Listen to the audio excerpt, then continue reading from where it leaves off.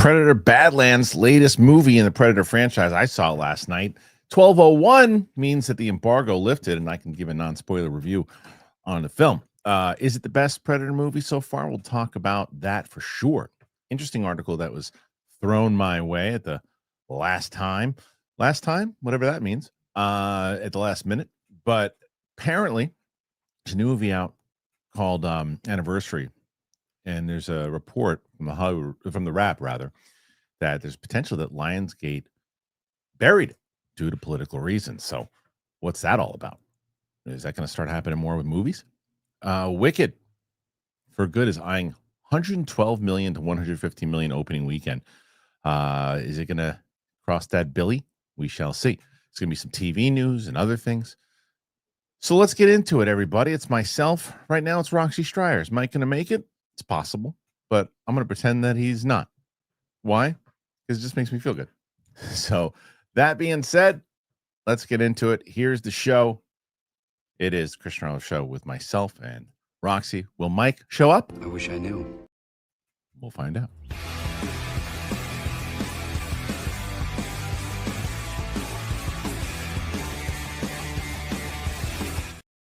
Welcome back to the show, Beef Stew, everybody. And it is nice to have you all here. Roxy Stryer is here. Michael Kalinowski is here. Look at that guy. What's up, Beef Stew? Yeah, that's right. It's Beef Stew McGillicuddy to you, my friend. That's you. Beef Stew. So I like this crew. I like what we got going on here on this Tuesday. Everybody looking good. Everybody looking sweet. And we're ready to get into some stories. Roxy, I don't never know anymore because I figure that because with the reactions and everything, sometimes I used to know, like if there's a new release coming out. No, I haven't seen a Predator movie ever. Oh, that's right. You told me that. Last week. Okay. So are you going to be covering those? They just did them without me. So I'm not exactly sure. Okay.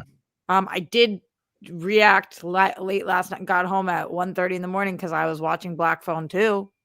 Okay. Yeah, I saw that dropped for you guys too. So it was good, that movie. Doing the new releases sucks. Oh, because you can't go to the theater anymore. Because you can't go to the theater, you have to react at midnight. Oh, you drop them that because you wanted to drop right as it releases? You? Not you, but you guys. You guys. Yeah, the channel is big enough that it makes a difference. Sure. Sure. Yeah, if we don't get screeners for something, I had to go there. I was there, so late last night. Happy to do it, but like, I'm so tired today. I'm sure. I mean, I didn't go to bed until like 5:30, 6 in the morning. So it's just like that's tough. Did you guys do, or maybe I should say, did you do for them? Did you do The Long Walk? No, and everybody keeps telling me that that's the number one movie I should do. I love that movie so much. I watching it the second time makes me realize how much I just love that movie. I'm listening to, there's one particular track on the score. It's called it's just the track's called Olsen, and it's just so powerful. It's a great piece of music. Coy went to that thing. Yeah. He had to walk for the whole movie. Mm-hmm. That seemed really cool. Do you guys think you could do that? I wouldn't want to do it. It ended up being, I think it's like 6 miles. Or something. I wouldn't want to do that. To watch the whole movie while I'm walking. No, I'm good. It's a good gimmick, but no thanks. I walk a lot, so yeah. Yeah, it's good. I asked, do you think you could do it? Maybe. I know I could do it. How about that? Yeah. Mike, did you Mikey? Are you excited about the Predator movie? Yeah. Well, we're about to get into that, and we're going to talk about kind of the first reactions now, and I'll give a non-spoiler review in just a moment. But yesterday, I saw it last night. Yesterday, I gave Roxy some the flowers, as the kids say, or some props. I got the sweetest text message in the world from her the other day. I was on I think it was Sunday Rocks when it was. Yeah, probably. And it was just so nice. I was having a good day in general, hanging out with the kids. But then Roxy just wrote me like this really nice message about the script. She had read it and had just very complimentary things to say. And I respect her opinion so much because she watches so much damn TV, and we are going to be doing that. That when she had read it the first time, I'm not going to just give all of Roxy's thoughts here, but she liked it, gave some really solid notes. We incorporated a lot of those notes, and then I don't know. Like it was. I just want I to gotta tell be you. honest, Kristian. You incorporated every note of mine, Right? which I was stoked about. I don't mean like I gave you the note. I just mean there was I had no lasting notes. I just had one thing that I mentioned to you that was not a note. It was an idea. I loved your idea, and I mentioned it yesterday on the call. Good. Yeah. I talked about your script on Live at the Roxy this week. Oh, did you? Yeah, because I loved it. Thank you. And I talk about like whatever I want on my show. So obviously I didn't talk about it. No, I know what you mean. The fact that you read it. Say anything. Yeah. I've been talking about your script all over town, Kristian. It means so much to me, and I'm so glad that you liked it and enjoyed it. It's awesome. It's and awesome. So an update for both you guys and the audience. We had our like a really great Kickstarter conversation yesterday with the director, producer. Attack Peter came in and he has run a few different campaigns. And I got to tell you offline, Rox, like what we're going to do with it. And to be honest, the director and producer kind of came up with the idea of what the audience will have an opportunity to do. And I don't know if anybody's done something like this. I very well could have been, but I feel like people who are interested in the entertainment business, this could be a different type of campaign. And it's because of who's involved that we're going to be lucky enough to be able to offer this kind of stuff to people. But the idea is essentially to give more access to people who want to get into this business. This will be able to do that through this campaign. Cool. Yeah. Well, when are you able to start telling people what's going on? You mean who's attached to it and all that? Yeah, who's attached, what the campaign might look like, what your goals are, like any information for the peeps. Well, I think the goals are going to probably come within the next couple, and the Kickstarter itself probably come hopefully within the next couple of weeks. The next fall, the first was just making sure we're all familiar with it. Peter's going to be he really has become just such a close friend, and he's so helpful, and he's so supportive that he's got really great ideas. Like he cares about his fan base so much, and he understands. Wait, like, who are you talking about? Attack Peter. Do you know Peter, the artist? Oh, okay. Yeah. He was on my DTE show all the time. I met him through Skybound. He's a really talented artist. And he fine artist. He's like, where is that? I'm trying to show. Like, I have some of his stuff. He does like let me bring up some of Peter's art. You know who this is, Mike? I don't. Okay. Attack he's been on the show beforehand. So this is kind of, I mean, I'll show you. I just looked him up. Yeah. Sorry, Peter. I do not know this man. I'll show you. You know what? Because he's been helping me out. Also, I want to give him his flowers. So check this out. This is some of the stuff that he does. If you see this right here, see, this is kind of some of his art, and he's super established creative guy. That cool. Yeah, he's. So how did he get involved with the project? Well, so he was a fan of like Collider Live and Schmoes and everything else too. He's been following us for a bit, but when I was working at Skybound, and I had my office at Skybound, I remember him. Well, he lives in Florida, but he walked in and he doesn't follow me on Instagram, Kristian. That'll change because he watches the show, and now just saying he doesn't follow me on Instagram, so I don't feel as bad about not knowing. That's fine. So anyway, we've just been buddies like for a bit since. And so when I was talking to the director and producer about, we were going over, because we're all trying to get familiarized with Kickstarter and everything too. So they were like, did you have somebody that we could talk to about this? I was like, yeah, I do actually. So I called Peter, and he read the script, and he called me about it kind of similar to what you did. He's like, this kind of show needs to come back. Like, we don't have these kinds of shows anymore. And I was like, yeah, I sure hope so. And so he got on the phone. He was great. He was on the phone with them and going over like the stuff that we need. And then when I was listening to it, I was sitting in the city listening to them talk, and they're going back and forth about. You have like a pinch me moment. Well, it was definitely that, but it was also listening to what the director and producer wanted to do. Mike, don't look so excited. What the director and producer wanted to do about the campaign itself. And I'm saying to myself, oh, wow, you know what? If I was on the other side of this thing and I was listening going, oh, I can actually do that through this campaign. I was like, that's exciting. That to me It's almost like offering things that I don't want to give away too much. Yeah, I don't want. I just don't want to say too much yet because I also want to make sure that the director and producer can do it because they're going to come on the show and explain it. Yeah. So all right, I have breaking news about Attack Peter. Oh, go ahead, Mike. This will be of interest to you. You and I are in the same boat, buddy. I want you to know this about Attack Peter.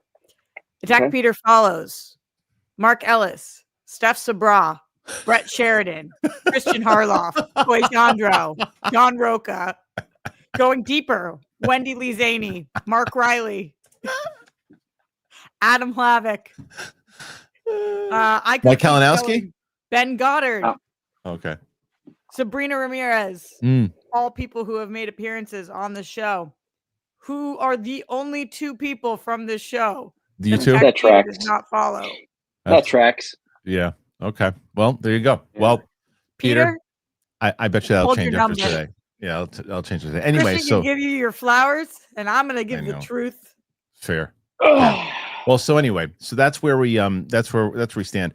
And there's some great stuff kind of happening. So anyway, let's get into some topics here, guys. Let's talk about what is going on. And I'll tell you the same thing. Yesterday, I dropped a couple of Marvel scoops that I had gotten, and it was after Roca had hit 90. So I'll do the same thing here today. If they hit 90 today, I'll give the remainder of the scoops of what I've got. That'd be cool. Kristian, Mike and I did very well last week, but we didn't win. And actually that means that I haven't won in a long time.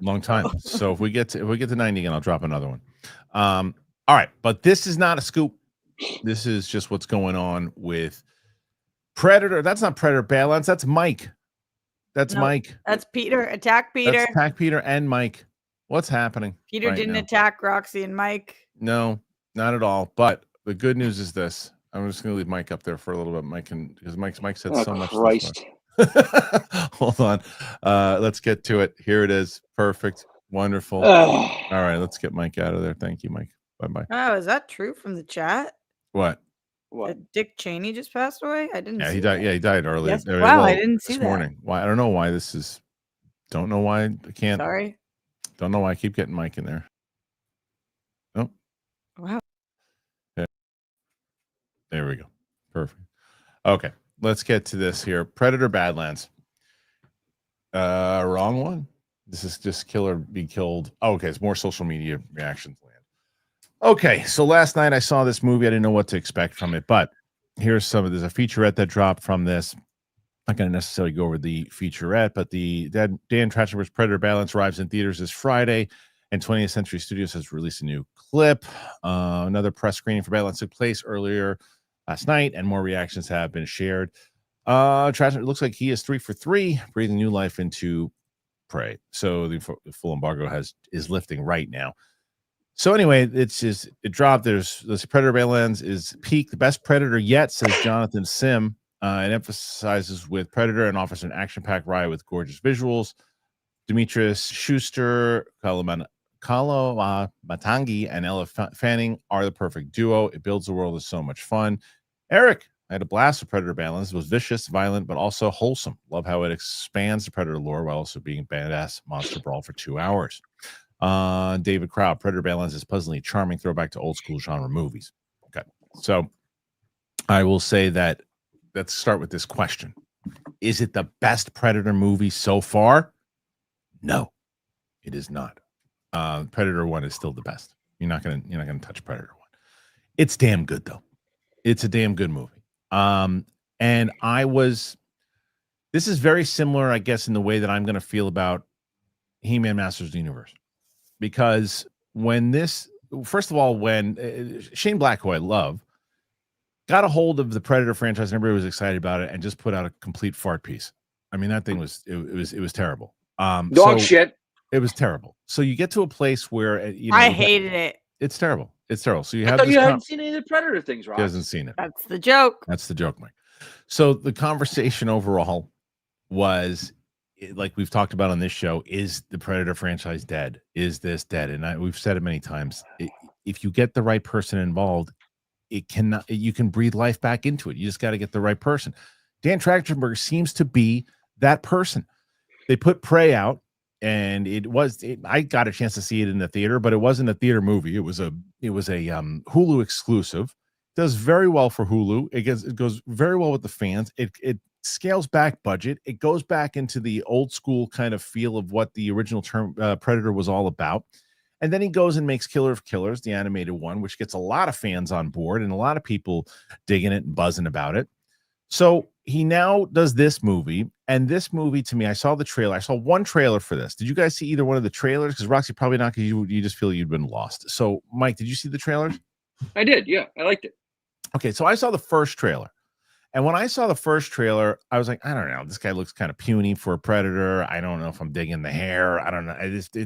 This looks goofy to me. I'm like, I'm not excited about this movie whatsoever. So I didn't watch any more trailers. Like, I'll see it when I see it. Everybody else sending me trailers. You got to watch the new one. I'm like, nope, I'm good. I'm going to see it anyway. But in the same way that was hopeful for Masters of the Universe because of Travis Knight, I said, well, Trachtenberg seems to know this franchise. This is just a cool science fiction movie about, and I was curious how they're going to do it and make it work with just the Predator. It's just one Predator. Now, there's some people that are going to be, it doesn't follow the normal structure of a Predator movie. It just doesn't. It does combine, the Alien and Predator franchise, and there's things going on inside of it that's pretty interesting.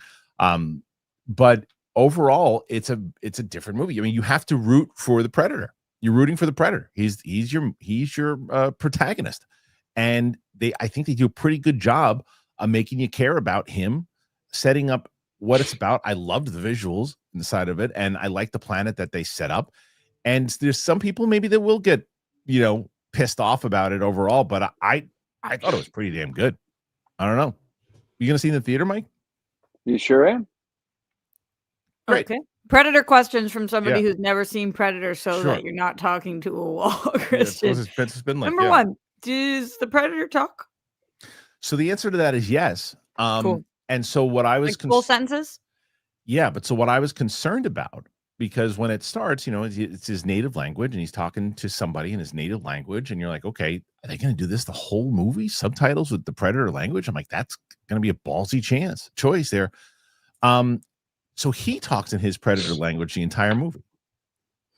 But what they did that I thought was very smart was in the way that they did for like Avatar 2, like when Jake Sully lets people know that he's speaking Na'vi, but we are hearing English, because to him it just sounds like everything. It just sounds like, so that was their way to explain it. So Dakota, or rather, Elle Fanning plays a synthetic. Yeah. So she is speaking to him, but he's hearing his language, but we're hearing English. Okay. And it's really, and there's just synthetics running around the place, and that's why, because I was also concerned about PG-13 movies. PG-13. I'm like, oh, why are we doing that? I'm like, that's gonna be that. You don't need to do. What are we doing that for? You got to be gory and violent, and that's what the Predator movie is. It's gonna be terrible. Where all the other Predators are. All the good ones are all rated R. And because it's synthetics and everything else too, and other creatures. That's what I told you last week. You're right. You're right. It's violent. It's super violent. Didn't bother me at all. Didn't notice it. Nuts. Yeah. So good. I thought it was solid. My favorite, I did see, and I pulled a Kalinowski, and I only did it once, and I'm only doing it once because I get the note. I saw some guy the other day. He's like, I come in here and wait for Kristian. Why do you pay attention to the comments, man? I go, every once in a while I do. And I was going through the Predator ones, and I had to sometimes, it's just, I guess, who I am. I just needed to do it. There was some guy who goes, paid review, and I wrote back moron comment. Knows that. That's all I did. Proud of yourself for that one? Super proud of myself. Good. Yeah, they say not to interact with the trolls, but I actually feel so much joy every time I do. It's hard to stop myself. I'm looking up the Rotten Tomatoes for this, and it's not out yet, but you gave your full review just now. What's up with that? 12 o'clock it dropped. It'll be out soon. Oh. 12 p.m. EST. Look at Roxy, the fucking review police here. No, it's fair. She's trying to protect me. I get it. Yeah, I am the review police, in fact, Mike. Yeah. I sure hope that was. I sure hope so. You've been arrested on account of reviewing. Breaking embargo. Right. Big embargo. No, I just was curious if other Sure. people enjoyed this as much as you did. And usually when it's 20 minutes over, there's something on the popcorn meter or tomato meter, but nada. Nothing. You know what? Let me double check. Maybe Yep, I just maybe you I do just that. broke. I'm gonna see if I broke embargo just now. Yourself, Harloff. I know. Let me see. I hope not. Let's see. No, Watch it be the 12 review. Pacific. The review embargo lifts at 11/4 at 12 o'clock Eastern. It is certainly that time, and we know it's that time because you're eating beef stew, so it's not the morning. Indeed, I am. Yeah. So Stroganoff over there. what'd you say, Mike? I just called you beef stroganoff. I can't hear you, Mike. What'd you say? Shut up. I always mumble that second word because I don't know how to say it. That's fine. Stroganoff? All right. Yeah. All right. Stroganoff. Listen to me. Put your thoughts in there about Predator Badlands. Are you going to see it this weekend? You can check out because that's not guaranteed. It doesn't matter how many people dig it, that people are going to like this movie or go see this movie in the theater. I wonder what you guys think about it. Put your thoughts in there. Let us know. We're going to come back and we're going to talk about another movie that's definitely going to do well in the box office. That's Wicked Part 2. But before we do, True Classic. I'm wearing them. I wear them every day now, guys. I wear True Classic every day. Look at these shirts. I love these shirts. True Classic. And I'll tell you about Factor. Here you go. It's the easiest thing in the world for me to do is talk about how much I love True Classic.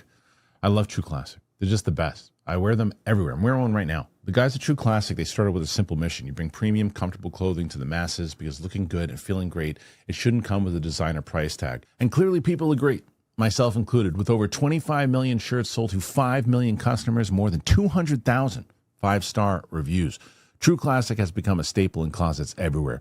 The brand's not just about fabric or fit. It really is about confidence. I walk into a room and I feel good wearing my True Classic gear. That's what makes True Classic the perfect gift this holiday season. Doesn't matter if you're shopping for your dad, your brother, your partner, and now even women and kids. True Classic has something for everyone. The same premium comfort and perfect fit that build the brand are now available for the whole family. They fit where they should, they feel incredible, and they don't break the bank. Yet, you get the tailored look without sacrificing comfort or blowing the holiday budget. I wear them. I wear jeans, True Classic. I wear shirts, True Classic. I'm getting a hat for myself for Christmas. Skip the guesswork and the overpriced designer stuff. Give comfort, give confidence, give True Classic. You can find them anywhere. You go to Amazon, you go to Target, you go to Costco, you go to Sam's Club. But you got to head on over to trueclassic.com/Christian to grab the perfect gift for everyone on your list. I promise you, this will be the best gift you give anyone this holiday season. Since I started doing this show, I really have been introduced some brands that just really fit what I'm looking for in my lifestyle. And nothing could be more true than that with Factor. Oh, I love Factor. It's so good. It's not the easiest to try to find times to cook. That's why I love Factor. They have the chef prepped, they have the dietitian approved meals. It makes it so easy to stay on track and enjoy something comforting and delicious, no matter how hectic the season is going to get. So there's more variety. There's more meals. You can choose from a wider selection of weekly meal options, including premium seafood choices like salmon and shrimp. That's what I get, to be honest with you. No extra cost. You can support your wellness goals, even more GLP-1 friendly meals and new Mediterranean diet options packed with protein and good for you fats. For the first time ever, try Asian inspired meals with bold flavors. It's influenced by China, Thailand, and more. There's more choices, better nutrition, and that is why 97% of customers say that Factor helped them live a healthier life. You can feel the difference no matter your routine. I love it. You should love it too. It's been so helpful for me, especially when I'm getting back from the gym. Like, I got to eat something good. Factor says, here you go. So you eat smart at factormeals.com/Christian50 off. You got to use that code Christian50 off. You get 50% off your first box plus free breakfast for 1 year. Do you hear that? I'm going to tell you again, that's code Christian50 off at factormeals.com. 50% off your first box plus free breakfast for 1 year. You get delicious, ready-to-eat meals delivered with Factor. Offer only valid for new Factor customers with the code and qualifying auto-renewing subscription purchase. Factor! It's so delicious. It's delicious. It is delicious. I'm excited to have Factor back on board. True Classic I talk about every day. I mean, I don't know if you guys have seen me in anything outside of True Classic recently. No idea. Anyway, we're aiming for True Classic's got great jackets. I don't it's even. good. Dude, the jackets, the hat. I'm getting a hat, I think, for myself for Christmas. I love everything they have. I mean, their jeans. I mean, it's I feel bad talking about them because I know it's a sponsor and I don't want people to think I'm like shilling, but buy any other T-shirt but True Classic. I've done them for years. I found out they had a store now. They got a store here in you told me that. Sherman Oaks Galleria. Yeah, man. Yeah. And they had Oh, one in no Houston way. when I went. Yeah. Two That questions for helps you. too, because a lot of people sometimes are like online. They're not sure about their sizing, but they're really good about returning. Because when I first got them, I didn't know between the small and the medium, which I like better. But they're great. What was the answer? I'm a medium. Yeah. Because the shirts are designed to be. Own that proudly. Yeah. What's wrong with that? No, I'm a medium also. Because it's like I like a fitted shirt, but like if you get a generic T-shirt at the store, like it's baggy on a medium. Yeah, it's true. Like, No, so that's why I would get a small. I love these. I love the way these fit. They're great, and you can wear them anywhere. You can wear them. Yeah, you can wear them outside. I hate to the gym. You can wear them to the gym. You can wear them out to an event. It's the best. So use the code, Mike, so you get some. Get your ass. I will. You kidding me? For sure. And that's it, guys. And the question too, Mike. I just double checking your earbuds. Are they connected to the mic? What's going on? Just double check. What do you want? What do you want? You want to make sure that those are connected. So worth fighting for. Yeah. It very well could be. I don't know. Can you not? Yeah, they're connected. Oh, hold on. Okay. How about now? Is that better? Yeah. Yeah, that's better. Okay, let's get to this one because I know Roxy's excited. Yeah, we're good. I know that a lot of people are my daughters are pumped for this one, man. This movie's gonna make a lot of money, and it's gonna be in the Oscar conversation, I think, for sure. Wicked for Good is eyeing a 112 million to 115 million opening weekend in North America.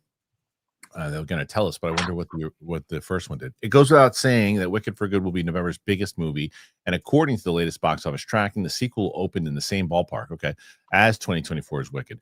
2025 hasn't been a particularly strong year for movies, with only one U.S. release, Lilo and Stitch, managing to surpass 1 billion worldwide. Avatar: Fire and Ash is bound to be a hit this December, but Wicked for Good promises to dominate November.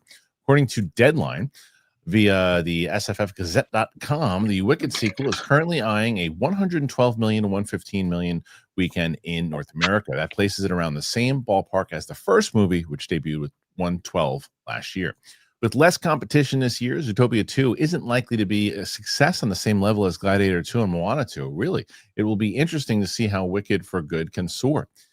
The trade explains Wicked for Good is the first choice with women over and under 25, is ahead of Wicked by respectively 5 to 2 points, and it's also way ahead of Lilo and Stitch, which opened to 146 million.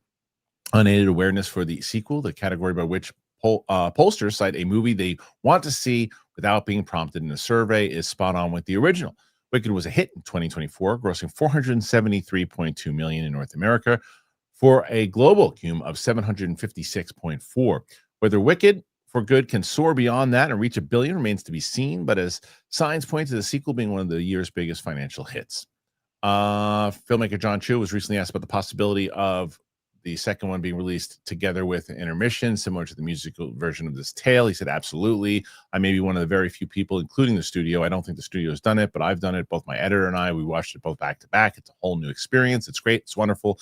And I wouldn't do a 15-minute intermission. I do a 13-minute intermission because it's 13 hours on the clock in Oz. I like that. That's cool.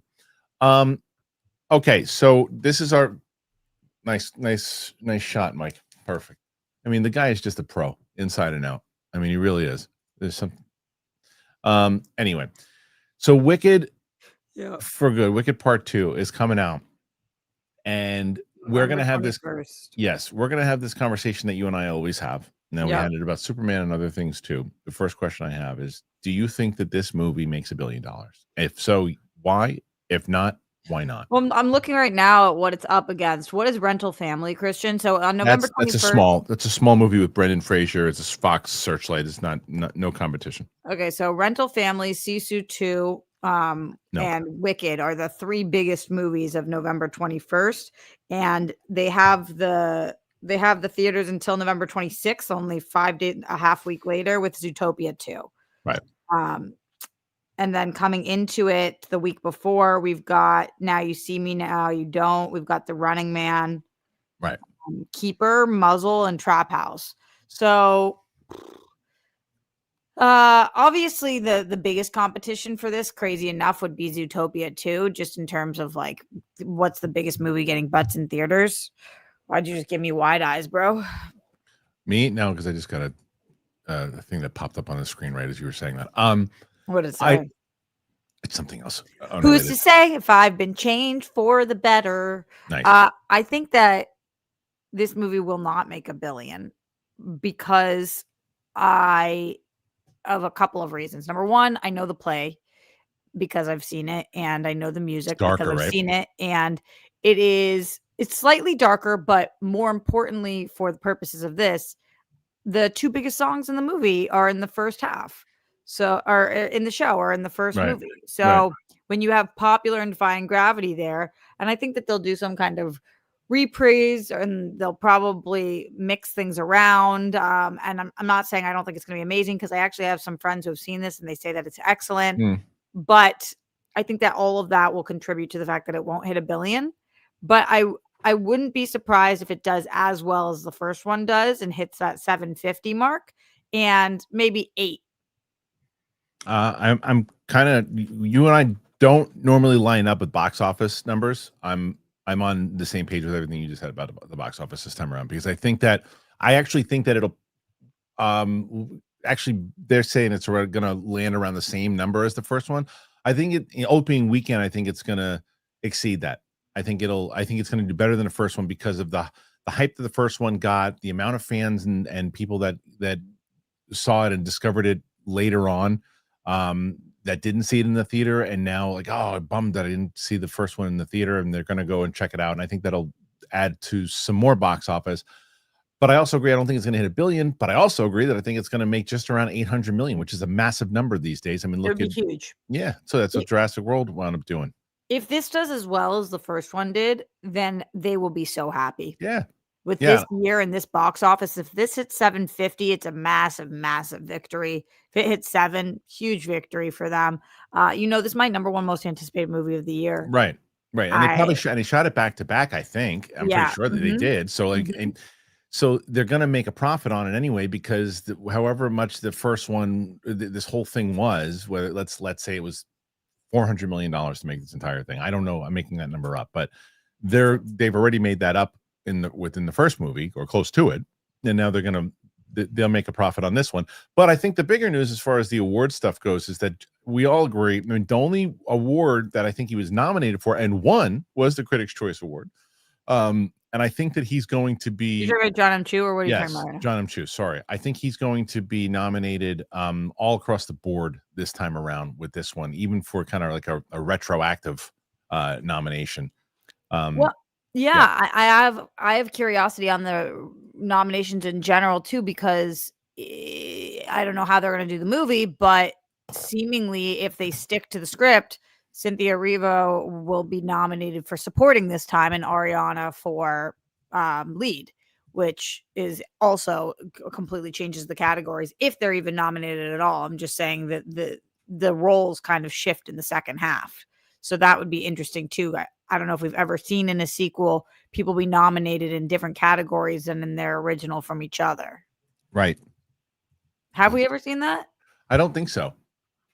I'm not sure though. I mean, can we? I'm sure we can do a research on it. No. I don't know.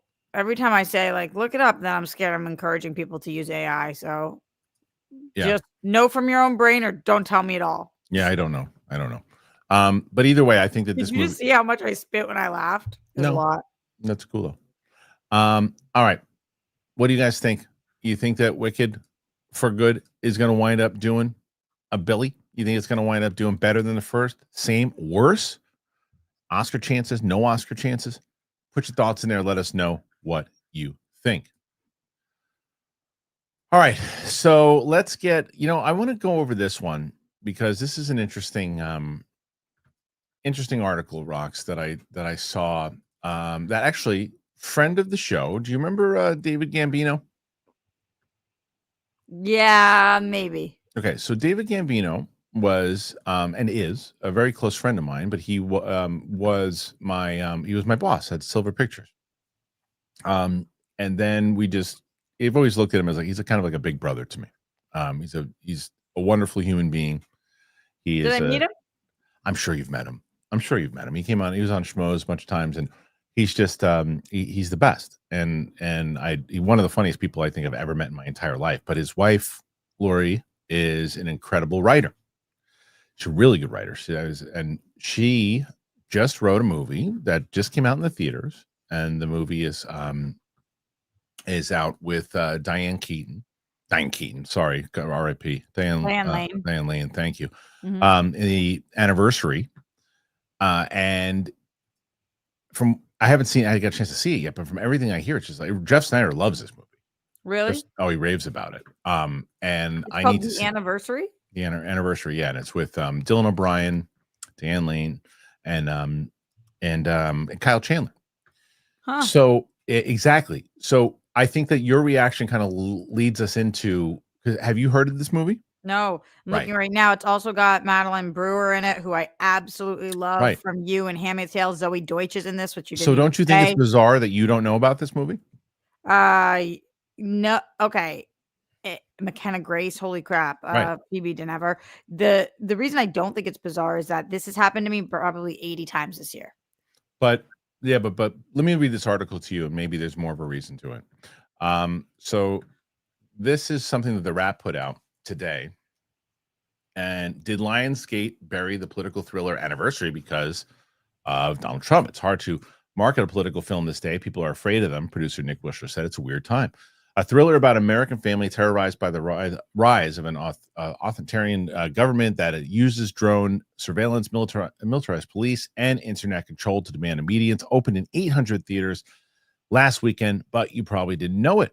Anniversary, starring Diane Lane, Dylan O'Brien, Kyle Chandler, plenty of other name actors, was financed and distributed by Lionsgate, but with a storyline that may have felt too close to our political reality, it seems to have been buried by the studio in a political climate where government retaliation against media has become commonplace. The movie has almost no awareness in market tracking and made a paltry $259,000 over the weekend, just $325 per theater.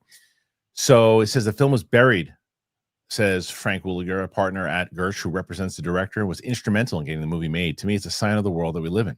Never had a movie that we thought was really interesting that no one was aware of. Producer Nick Wishler told The Wrap, it's hard to market. Nick Wexler produced this movie? He said. The guy from Boys and Revenge, the actor?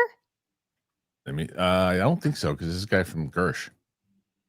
Oh, wait. Never had a movie. Producer Nick Wexler. I don't know, maybe. If it's Nick Wexler, he...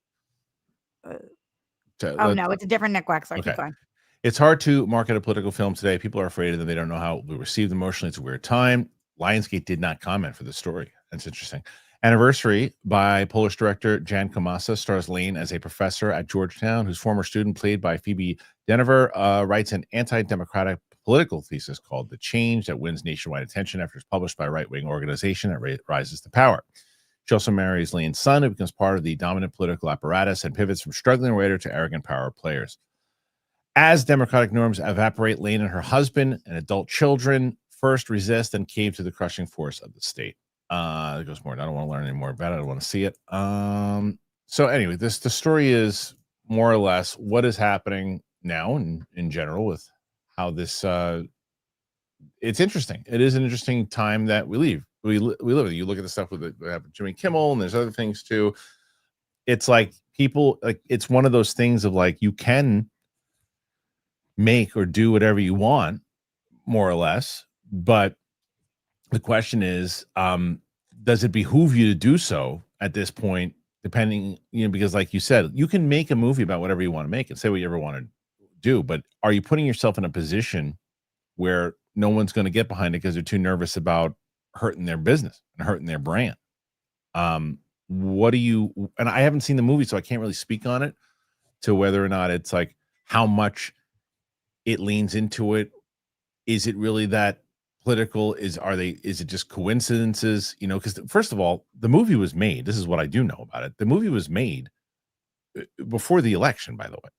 It was made before the most recent election. So it was made when he wasn't the president at the time. So it happens to hit, coincidences now, but it wasn't made for that. So I don't know. You see this story. What do you think? I will 100% tell you what I think, but Kristian, because you are the lesser of the politicals of us, I'm super curious what you think is the answer to this. Do you think that this did not perform well because it's being buried because of its politics? Yes, I do. I think that They figure they could. Well, there's two things that I think. The one is that I do think that they said we don't want to deal with the pushback of it. We'll let it live on streaming. It will come out. We know it'll come out, and we'll any pushback that it gets, we'll push our next movie. We got and Now You See Me, Now You Don't coming out soon. Everybody will be talking about that. We'll get past it. We'll put this on streaming. There we go. Other side of it is that this is the same way that I, say this about any movie that whether it's political or not in this kind of scale. Very hard to get people into the movie theater to see movies at this scale. Mm-hmm. It's very hard, and you definitely need your marketing in order to get notice on it. But there's no marketing on it because, and one of the reasons why they're pulling back a little bit. And you look, I'm talking about Lionsgate. I'm pretty sure they did the Long Walk. That didn't do very well either, and that's a way bigger movie than this. But that had marketing. Is that political? I mean, in a certain aspect, sure. Yeah, I struggle with the word these days because unless something is specifically talking about politics, which it seems like this movie is, the Anniversary, it looks like it actually is. Yeah. Everything is political nowadays, right. Or politicized. So today is November 4th. Get out there and vote, friends. That's the most important thing you can do with your voice. But I don't know, Kristian, actually. I kind of take a little bit of the other side of this. It's not that I disagree with you. Yeah. It's that, so I have a movie that I'm making right now. The fans of my show know that I'm producing a movie right now that is, I can't talk too much about, but it is, people have said this exact sentence to me, like the timing of this right now is not good timing because people will take this as a political statement. Right. And it's not a political statement. This climate is 100% looking to call anything political and sure. And but you're right with your question of the truth is whether something should or shouldn't be made isn't really the question. It's if you make it, are you going to lose a ton of money because people aren't going to see it because they don't want that, or it's going to get buried or XYZ right now. So I don't know. Part of me feels like just movies have been buried this year in general, political or not. There's so many movies that go straight to streaming or movies that are in theaters that I'm like, what is that? And that is a star in it. And I just don't know it. And it's because the landscape is so spread out these days. But it's pretty rare. This sounds like it says it's a thriller. It's pretty rare that a movie is this genre with this many stars that's in theaters. And I haven't heard of it. I know. That's what I'm saying. So anyway, curious nonetheless. You went off in your own world, Kristian. Where'd you go? No, I was listening to you. Yeah, but where'd you go? Who are you talking to? Bringing up the next story, but I was listening to you. Guys, thank you for tuning into this story and listening to this story. The question is, what do you think about this story? Do you think that it was buried? Had you heard of this movie? Put your thoughts in there. Let us know. All right, let's get back on track, and we'll do By it. the way. Where's Mike? Mike's right here. Look at that. There he is. Oh. See? Just like that. I'm so bummed for him because Mike constantly wants to talk politics on the show. I mean, the first time we talked a little bit of politics and he was gone. Yeah, it was done on purpose. All right, so Rock, can you guys hear me? No. Yes. I can't hear Harloff. Can you hear me? I hear you perfectly. Well, then maybe tell him to sign back in. You want me to leave and come back in? Yes, he does. Actually, no. Tell him no. Yeah. Oh, damn it. Sorry. Damn it. Yeah, Kingsport Cal was right. He shouldn't have. He should have stayed. I'm sorry, Cal. I blew it. I should have had him stay in there. What an idiot I am. So I'm hoping. Let's hope. Can you hear me now? Yeah, got you now. Damn it. Yep. All right. Now shut your mouth. I shouldn't have had you go out. That was my fault. Okay. What happened? What's up? What happened? He had something going on. Oh, you okay? My dog at the vet. I had to take the call for my vet. Oh no. Yeah. It was fine. It was comprehensive, but yeah. Everything's okay? Yeah, it's just dental cleaning and this fucking tooth okay. got to get pulled and the fucking cost of that. I'm like, oh Christ. Wow, and you have to because it can be so dangerous if something's infected and you I know. Well, I'll tell you what else is dangerous. Trying to recreate a Stallone character. And they're doing that for Rambo. So I don't know if you guys have heard about this, Roxy and Mike, but Lionsgate, well, I know Mike did. We talked about it last time, but it's set for that Rambo prequel and Expendables also. Now, the first time I've heard about this guy was through Roxy, and it was when he was rumored to play He-Man back in the day. And Lionsgate has secured a major rights deal with Millennium Media for new entries in Rambo and the Expendables franchise. Lionsgate will take global distribution rights to the Rambo prequel with Rambo with, is it Noah Centineo? Is that how you pronounce it? Centineo. In final negotiations to star in the role made famous by Sly. Finnish director Jamari Helander from Sisu is set to direct the film, which will shoot in Thailand next year, with sales launching at the American film market in LA.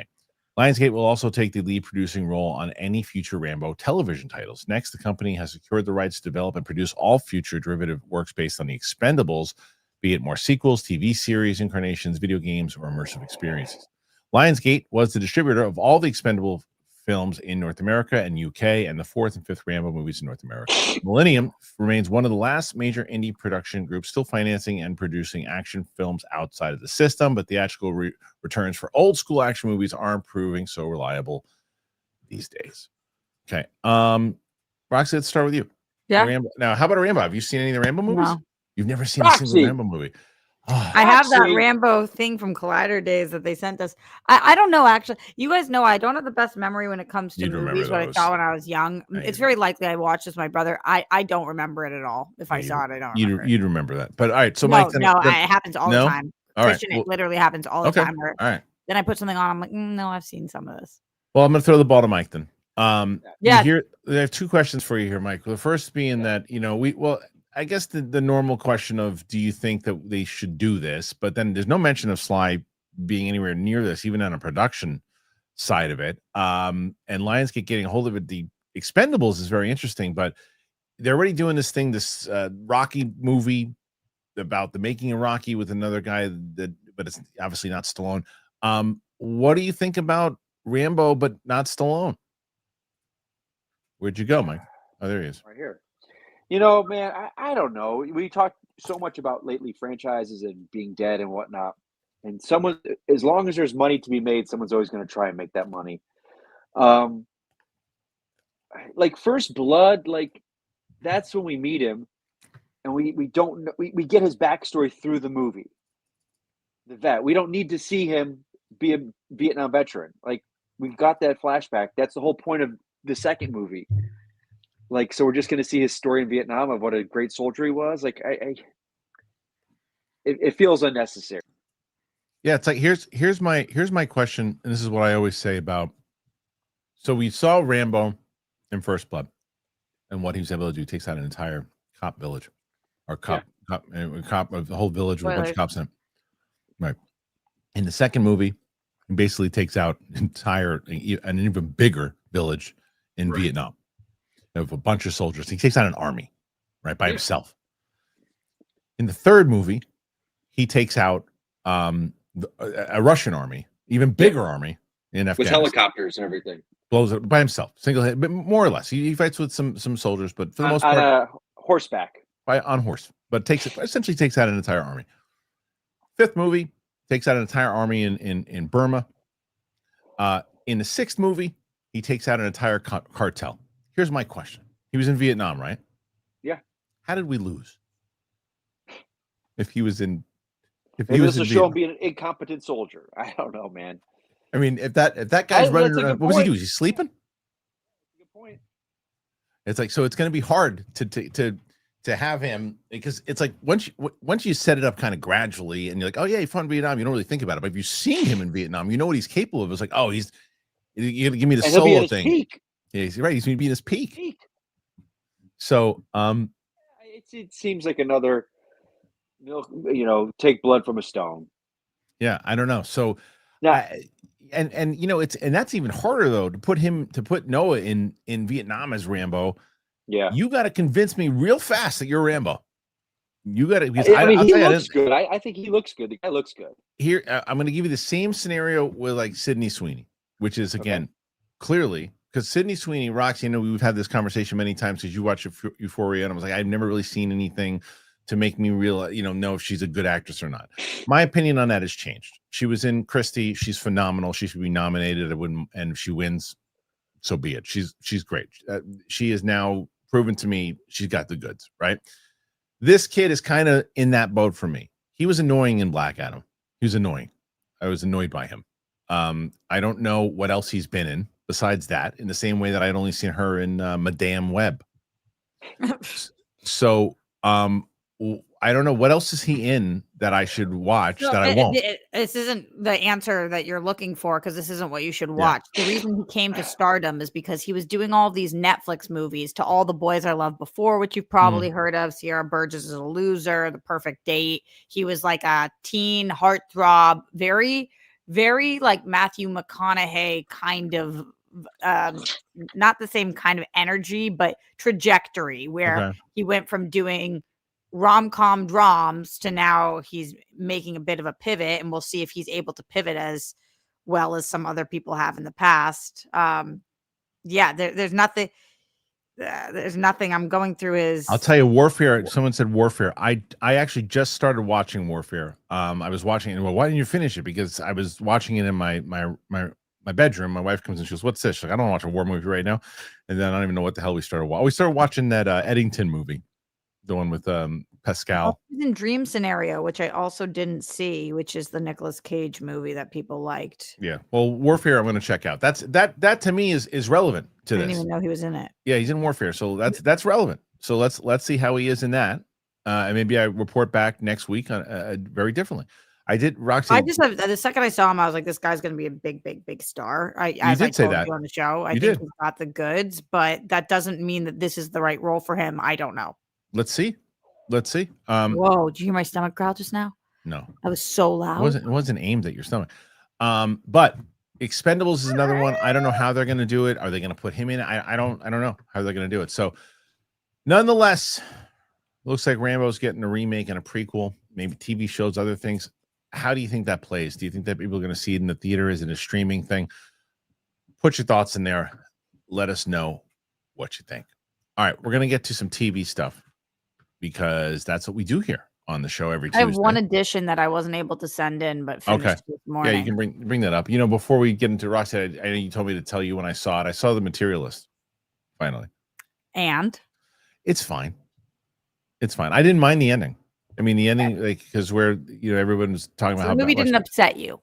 No, the movie upset a lot of people. Nah, it was just a very paint by numbers romantic movie.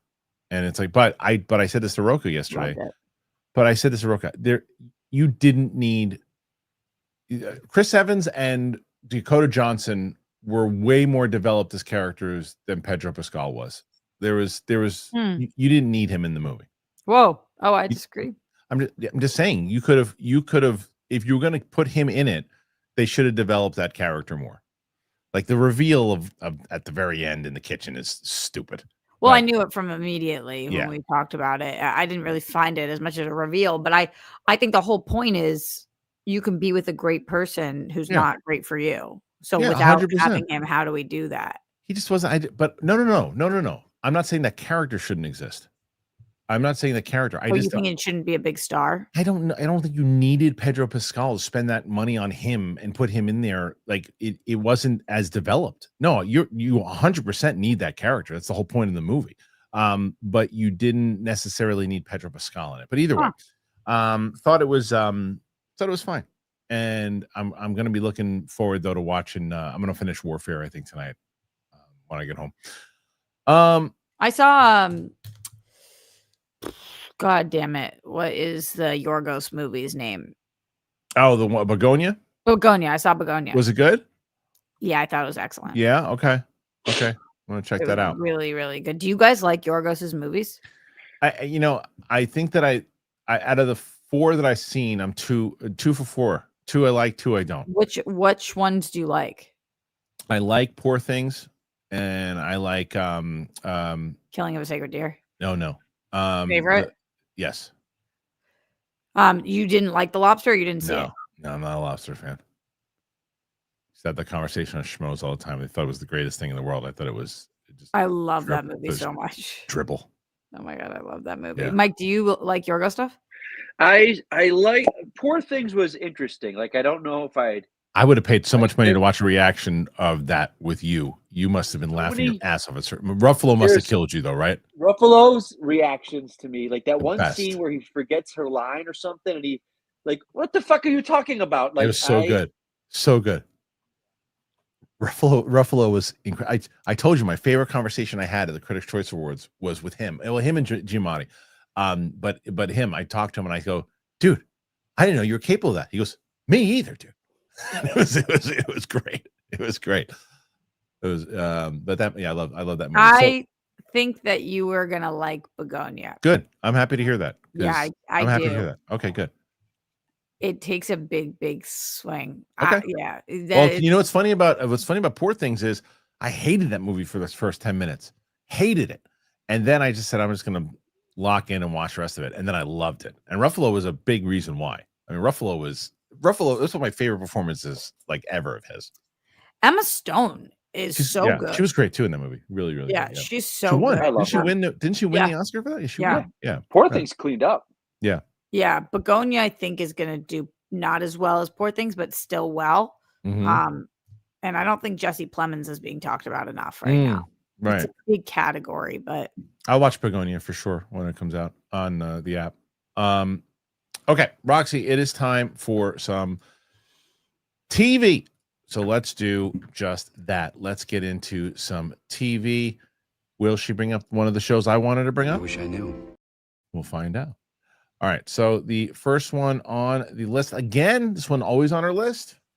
Because it had its finale this week. Okay. And I caught up and watched it. And the whole season was like 6 episodes or something. This show is it's a slow burn and then it's gone too quick. And it's just like gives you just enough time to become obsessed with it before it's like, never mind later. But then there was a whole preview for next season. So I'm wow. What have they already shot? And I kind of remember that they did that last season. Anyway, the show is excellent. It's a good time to catch up because you got time. It's really good. If you're looking for prestige drama, that's what this is. All right. Next one. I told you guys I was going to bring this up this week. Has Been Hotel. I can't believe as a non-animation girl, even though animation is for everybody, as a non-animation girl typically, how much I love the Hell of a Boss Has Been Hotel franchise. Yeah. My preference is with Has Been Hotel, even though I do love Hell of a. Has Been is really cool. The music is phenomenal. If you love musicals, if you love anything like Harley Quinn, the animated series, which this reminds me a lot of, we are in hell and we are fighting with heaven this season. And it's got a lot of religious undertones, but also messages about like who's to say where somebody really should go and when are you no longer redeemable and what does that mean? So I can't recommend the show enough. Even if you don't love animation, the concepts is so good. Okay. Next one after that. You guys told me to watch Chad Powers. So what did I do? I watched Chad Powers. I binged the whole thing because it's the quickest binge ever. The show is so fucking good, Kristian. Oh, is it? It's not talked about enough. Okay. It was the easiest watch of my life. It is heartfelt. It is goofy. Yeah. The concept. Do you guys know what the premise of this show is? It looks like a Prince and the Pauper type thing. It does look like that, but that's not in fact what it is. So, this very, very famous athlete who is playing professional football, playing in the NFL, has like an absolute meltdown breakdown and essentially is no longer allowed to play professional sports. Mm-hmm. And then he comes up with this character of Chad Powers to play college football. Oh, okay. So it's the same guy. It's not two. Yes, he's the same guy dressed up. Okay. To try and keep playing football because he loves it so much. Sure. Okay. So that's why when he compared this to Mrs. Doubtfire, that's kind of what he was talking about. Got it. Okay. It's really funny. And Glenn Powell is such a star. Yeah, but let's have that conversation. Because he?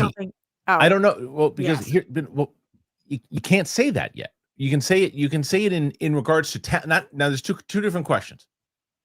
Not talent-wise.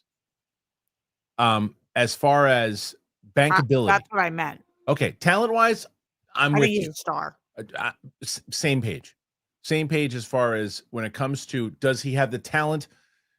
Is he, sometimes people are like, why are you pushing this guy? Do I get why they're pushing him? I do. But it doesn't seem to be working yet, because this show and the things that he's in, really good. This show, you say, is really good. I hear great things about it. Yeah, it was really good. He wasn't the driving force on Twisters. People was talking about Daisy Edgar Jones. He did that. Yeah, it's most people were, but the Sydney Sweeney movie did a lot of money. That movie made a lot of money. But now I think that the big test is Running Man, and we'll see. But I think he's got presence. I think he stood out in Top Gun Maverick, but this show's not doing well. So that was kind of where my question went. Do I think that he has the ability to be a star? I'm with you on the same page. I like him. My wife does not, but I like him. But yeah, I don't know if he's got the bankability yet. I don't know if the marketing did this show any favors too. This was based off of that commercial, that Eli Manning thing. Yeah. Who said he wasn't great in Twisters? Someone said he was great in Twisters. WTF? Who said he wasn't great in Twisters? What do you mean? Who said that? I didn't say that. You didn't say that. No. What are you saying? Who said that? Why are you saying that? Someone in the comments said he was great in Twisters. I don't understand. I'm sorry. I don't understand what they meant. No one said he wasn't great in there. All right, go ahead. Finish what you're saying. I don't think they said that. Anybody said that. Yeah, he did. He said he was great in Twisters. WTF? What, WTF? I don't know what he means. Maybe he means why are things not doing better? I don't understand. Anyway, go ahead, Roxy. Finished. I completely threw it off. Go ahead. It's fine. This show's awesome. If you're looking for something easy to watch, this is the easiest show to watch. It's super quick. The episodes are like half hour. There was only, I think, 8 of them. I binged in one day. On to the next. Can't wait for season 2. Hope there is one. Okay. Next one. I told you guys I was going to talk about the finale this week. This show had another excellent season, and we're so far deep. Now we're going to London. I will follow them to London. There's a big reveal in the finale. Do you want to know what it is? Sure. Okay. I think it's that the next season is going to be based on Tina Fey. So that is exciting because we've had her on the show before, but to have it be more of a bigger moment, what happens there. And this show continues to get the most stacked cast in the entire planet. It is the #1 most stacked cast on television year after year. And I love that for them. It's great. Okay. That's perfect. All right. Let's see. That is perf. It is perf. All right. Oh, you finished Black Rabbit. Okay. Yeah, I finished it. Where are you at? I'm still at the same place that I was. I think we're at 3. Okay, I think that maybe you should stop. Oh, is it not good? No, it's not that it's not good. It's good. The ending is really tough, and I think that it's gonna not be fun for you. And okay. Well, you just kind of spoiled it for me, I think. I don't want to spoil it for you, but I didn't prefer the direction they went in with the ending, and I feel like they didn't necessarily handle the ending very well. And yeah, I liked the show, but the way that they decided to close out was very, very upsetting. Okay, that's probably know what's happening now, but whether it's well, I won't say it because I don't want to spoil it for people. Last one. Well, I guess close to last one. Welcome to Dairy, episode 2. I wanted to put this on this list to check in with you, Kristian. Mm-hmm. So you and I were both like, after episode 1, bummer, you killed off the people we like. How'd you feel about episode 2? Hated their choice in episode 1, the end. Thought they wrote it very well in episode 2, explaining how and why and the way that they took that choice and then where they went with it. I thought it was very good writing. Is that where you're at now, too? Yeah, I've just finished 2. Cool. Yeah. Episode 3 is, if I saw it, then I liked it the best so far. Oh. Well, wait a minute. I got to check and make sure that I have that. All right. No, if just theoretically. Yeah, I want to make sure that I have it. Yeah. I don't know. All right. Good to know. All right. Is that it? You said there's one more that you wanted to add. Yeah. Because I thought that you might find this interesting. Have you seen what the hell is it called? Mob Wars Philadelphia Netflix show? No. The docuseries. Any good? Yeah, it was really interesting. So I watched this 3-part docu-series on Netflix about the Philadelphia mob wars. Yeah. And buses and what happened there. I'm just much more familiar with Boston and New York and don't know anything about the Philly scene. And it was wild. I mean, like, what a docu-series. It was really, really wild. It's called Mob War Philadelphia versus the Mafia, I think. Something like that. It was excellently done. I'm assuming that they've done mob wars about other places, but this one was really, really crazy. And if you're looking for a great doc, they knocked it out of the park. Great. All right. Well, Roxy once again knocks it out of the park with her TV picks. So what are you guys checking out? What have you checked out on Roxy's picks? Make sure you put that in there. Let us know. All right, we're going to get to the questions in just a moment here. But before we do, got to tell you about our buddies over at Trade Coffee. Mike's not even necessarily a coffee person, but he loves the smell of Trade Coffee. He used to love it. He used to talk about it when he walked into the office. He dug it. So now Trade Coffee, Nutrafol coming your way. Let's go. You guys know how excited I get talking about Trade Coffee. And it's holiday season, man. And for you guys, Black Friday came early because it is the season of giving, or I don't know, maybe it's just the perfect excuse to discovering something new, because trade your match to coffees from the country's best independent roasters. They deliver fresh and tailored to your taste. A little gift for you and your mornings. You know how long I've been using Trade. You know how long I've been enjoying Trade. It's a part of my thing. I got a little Trade mug. That's how much I love them. It's the #1 coffee destination in the U.S. because their team of expert baristas, tasters, and Q graders, they use real coffee knowledge to match you with the coffees that you're going to love. They curate over 450 coffees so you can try something new with every delivery, and their guaranteed variety no matter your roast and taste preference. Because each bag, it's roasted to order and it's delivered fresh to your door at prices comparable to grocery brands, but with cafe-level quality in every cup. And I can certainly attest to that. I just love the way it smells in the morning in my kitchen. It's the best. I just like that they tailor it to me. And I said, this is what I'm looking for. I'm looking for a dark roast. I'm looking for something that I can, that I really can enjoy, kind of a smoky flavor. And they do it. They know how to do it. I dig it, and I've been with them for a long time. So the best deal for you guys right now is that Trade's offering 50% off a 1-month trial at drinktrade.com/Christian. 10% off gifts. That's drinktrade.com/Christian. You get 50% off of 1 month. And 10% off of gifts. Come on, drinktrade.com/Christian. Giving you a deal here. Nutrafol was a game changer, man. I remember when back in the day when we first heard about them, Brett and I were like, all right, let's try it. Man, oh man, love Nutrafol. It's been so beneficial to me, confidence building. And I will tell you right now, you will love it too. What is Nutrafol? Well, Nutrafol is the #1 dermatologist recommended hair growth supplement brand, and it's trusted by over 1.5 million people.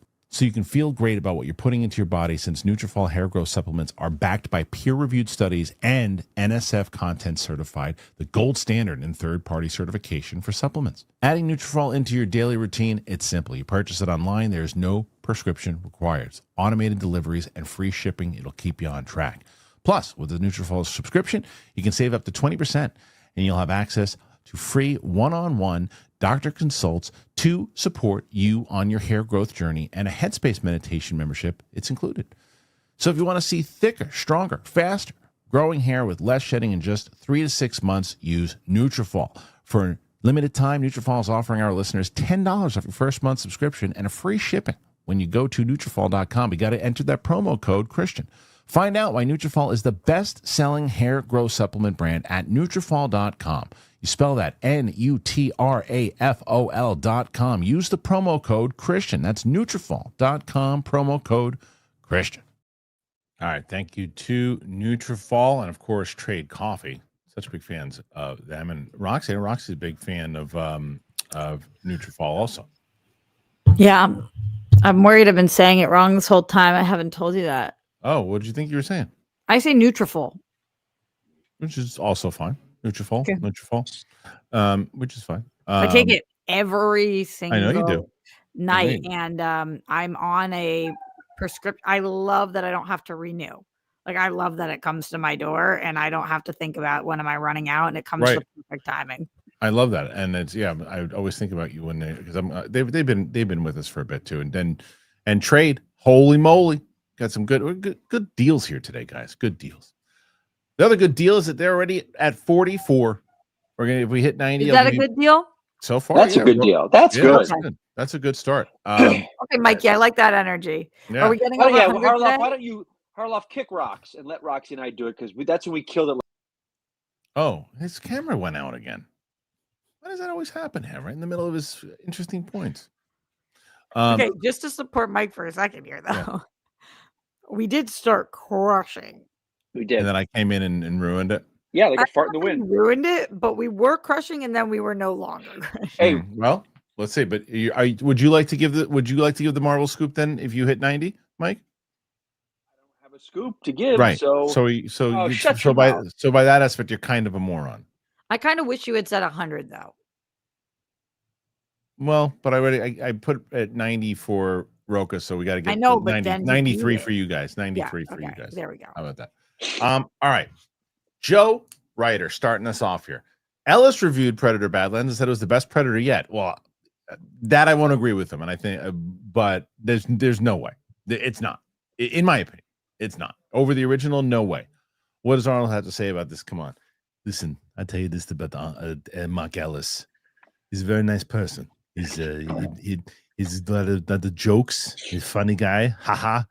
So the other things, they throw the football, he cheers, he had the beer. It's funny, but he does not know the movies. Come on. He does not know it. Stop this. All right. So there you go. Mark Ellis coming in hot. But no, I don't I put it I might put it in. It's just so different from the other movies, but it's really good. Michael D'Aguiar, support for Mike and Roxy. There you go. 44. Oh yeah, Michael. Let's see what you can do. Oh, by the way, so there will not be a live show tomorrow because I'm running, and I have to get this to Roxy as well. I'm running the Famke Janssen interview tomorrow. Is it not Famke Janssen? No, I was told by the woman herself. It is not. No, it is not Famke Janssen. Which I introduced her as Famke Janssen, and by the end of it, I call it Famke Janssen. Wow, she's Spanish speaking. No, she is Dutch. And they don't pronounce their J's either. Janssen, Famke Janssen, and her. Oh yeah, like Johan. Yeah. She's got a new series on Netflix, Roxy, called Amsterdam Empire. Cool. Which is which we talk about at great length. We talked about a lot of other things. So you're gonna have a lot of good world clips. Has been calling her by the wrong name. Everybody has, and I started by calling her the wrong name, and I ended it by calling her the correct one. So it's a really good conversation that'll be taking place of the show tomorrow. Roxy will be sent that episode, and hopefully we'll have some clip outs of that on the Clips channel sooner than later. All right. Advait Sharma. Hey, Mike, who's your favorite, Batman or James Bond? Oh yeah, there's only the rest of your life, you can only see Batman movies or James Bond movies. What do you take? Batman. Oh, okay. Yeah. All right. Let's see. Leonard, MM600. Hola, guys. Roxy, your hair looks badass. Oh, thanks. There you go. I always compliment Roxy on her hair. Every time she gets a haircut, everything. I want it to go darker, but because of the bleach that was underneath, it just keeps getting lighter itself. So I got to figure out what to do. Yeah. Let's see. I like your hair. I think it looks good, dude. Okay. Sorry. Next one. And we will. Here, Tom Hanks. Mike, who did you play at HHN? What house was your favorite? I went to my first in Orlando and loved Galkin, Terrifier, Jason, and El Artista. Tom, did you do here as well in Hollywood? Because here, last year I did the Purge show. I was the senator character in that, and then this year, if you went up to the Psycho House, you might have seen the owner of the house as me. Okay. Nice. All right. Are you guys allowed to answer that question? He just did. Am I allowed to answer it? Mm-hmm. Like, some places are weird. Like Disney wants you to say you're a friend of Snow White if you're Snow White, but like, we're a movie studio. It's actors. It's Nice. Okay. Yeah. ZB. Hey, I follow you on Instagram, Roxy. Rest easy. There you go. Thanks, ZB. I would say you follow me though, ZB. I have to say I was posting some cute things this week. Nice. Okay. Thank you. Tom Hanks. I saw you in a photo on Mammoth Club Insta for HHN. There you go. Oh, what is HHN? Please tell me. Halloween Horror Nights. Oh, thank you, Mike. You were on Mammoth Club Instas. Mammoth Club Insta. What's Mammoth Club? I don't know. I'm guessing it's an Instagram. Yeah, I did Halloween. So if I was, I was on. Like it's so funny. I get a lot of people's Instagrams. Like they'll share the reel from like famous people that go up and take pictures with me, but because the lights are so bright. Oh, can you say? Wait, so who did you play in Halloween Horror Nights? Who did you play? What, Christian? No, the full character. Are you making a joke? Do you truly want to know? I really do want to know. I swear. The character from the movie Psycho. Oh, I knew that.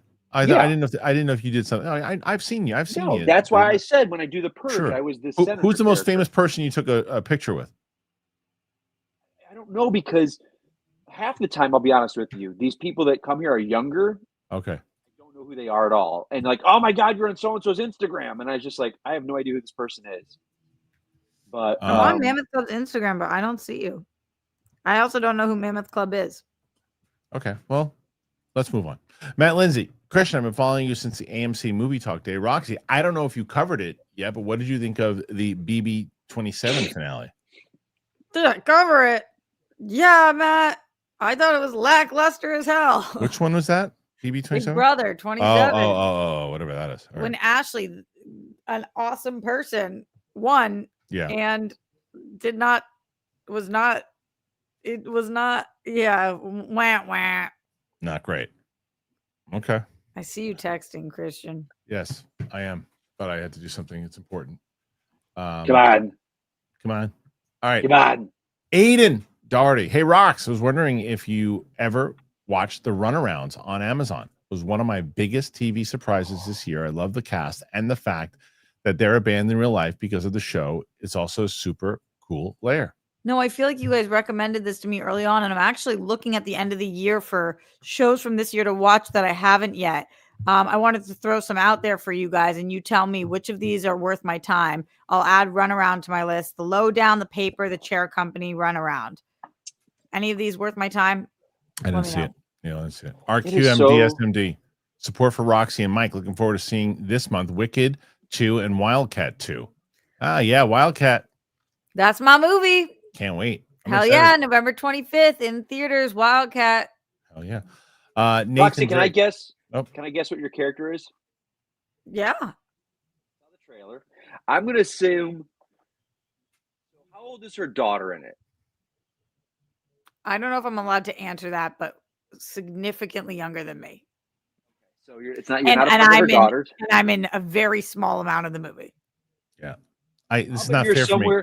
I'll bet you're someone that they've got to go to get in somewhere. You're like a secretary or receptionist that they've got to break into a building or like get fake information. And you're like, hey, can I help you? You're like, yeah, so we're here to see so-and-so. And that's a really good call. I can't confirm or deny. But I'm just going to put that out now. I think that's a really good guess. Until I see it. All right, we'll see. It's coming out soon. Yeah. I'm excited for it. But I love that you thought I could be Kate Beckinsale's daughter. I must be hot. No, not her daughter. Like you would have been her friend. No, I meant like you would be her friend. So she's like, she was with me and I couldn't find her. And here's her belongings. And you're like, that was so good. He didn't even mean to do it. He didn't even mean to do it. It was so good.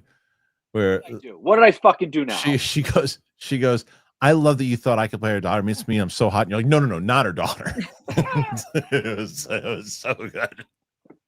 You had no clue that you did that. It was even because better. I'm not a mean piece of shit, Harloff. No, I know you're not. No, you're not. I would never. I've never called you that. I've called you a moron, but never that. Nathan Drake. How much will Mike donate to the Kickstarter? I'll tell you what. This is whatever Mike does or doesn't. We were doing the math on it.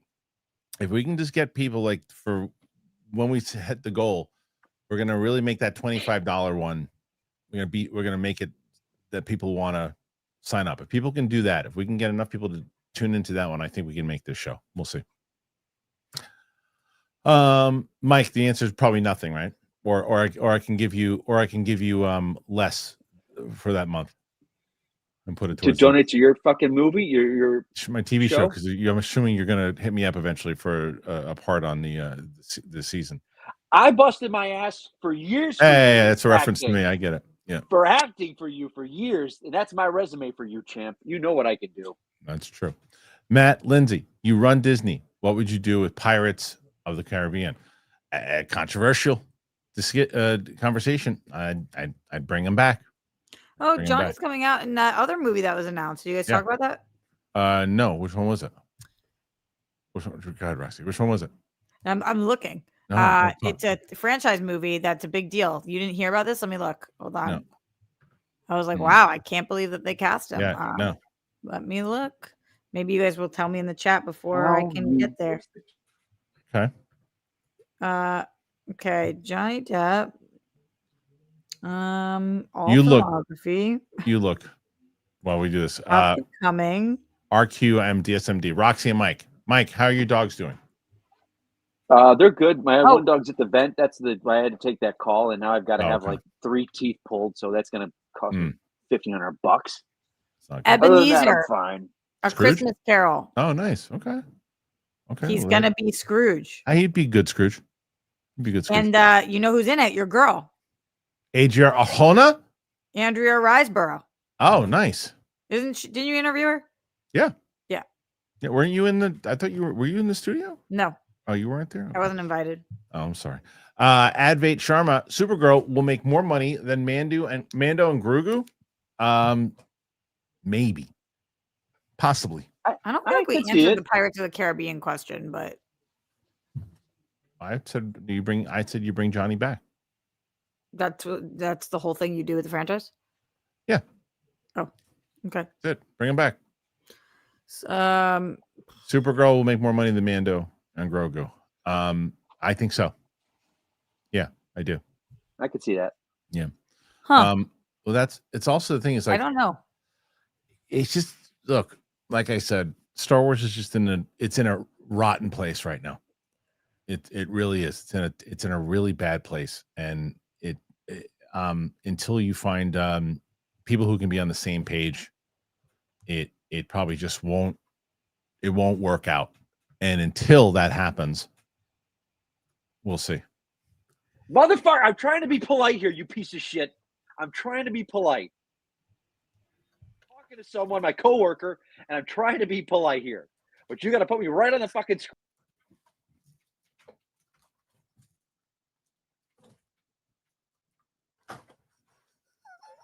You want the trade-off with a good camera and good lighting? You want the trade-off? I got to do it in my break room here. Anyway. I hate you. I know you do. Let's bring back Thursday night fights because I'll box you. Yeah, you'll do the same thing you did the first time I booked you.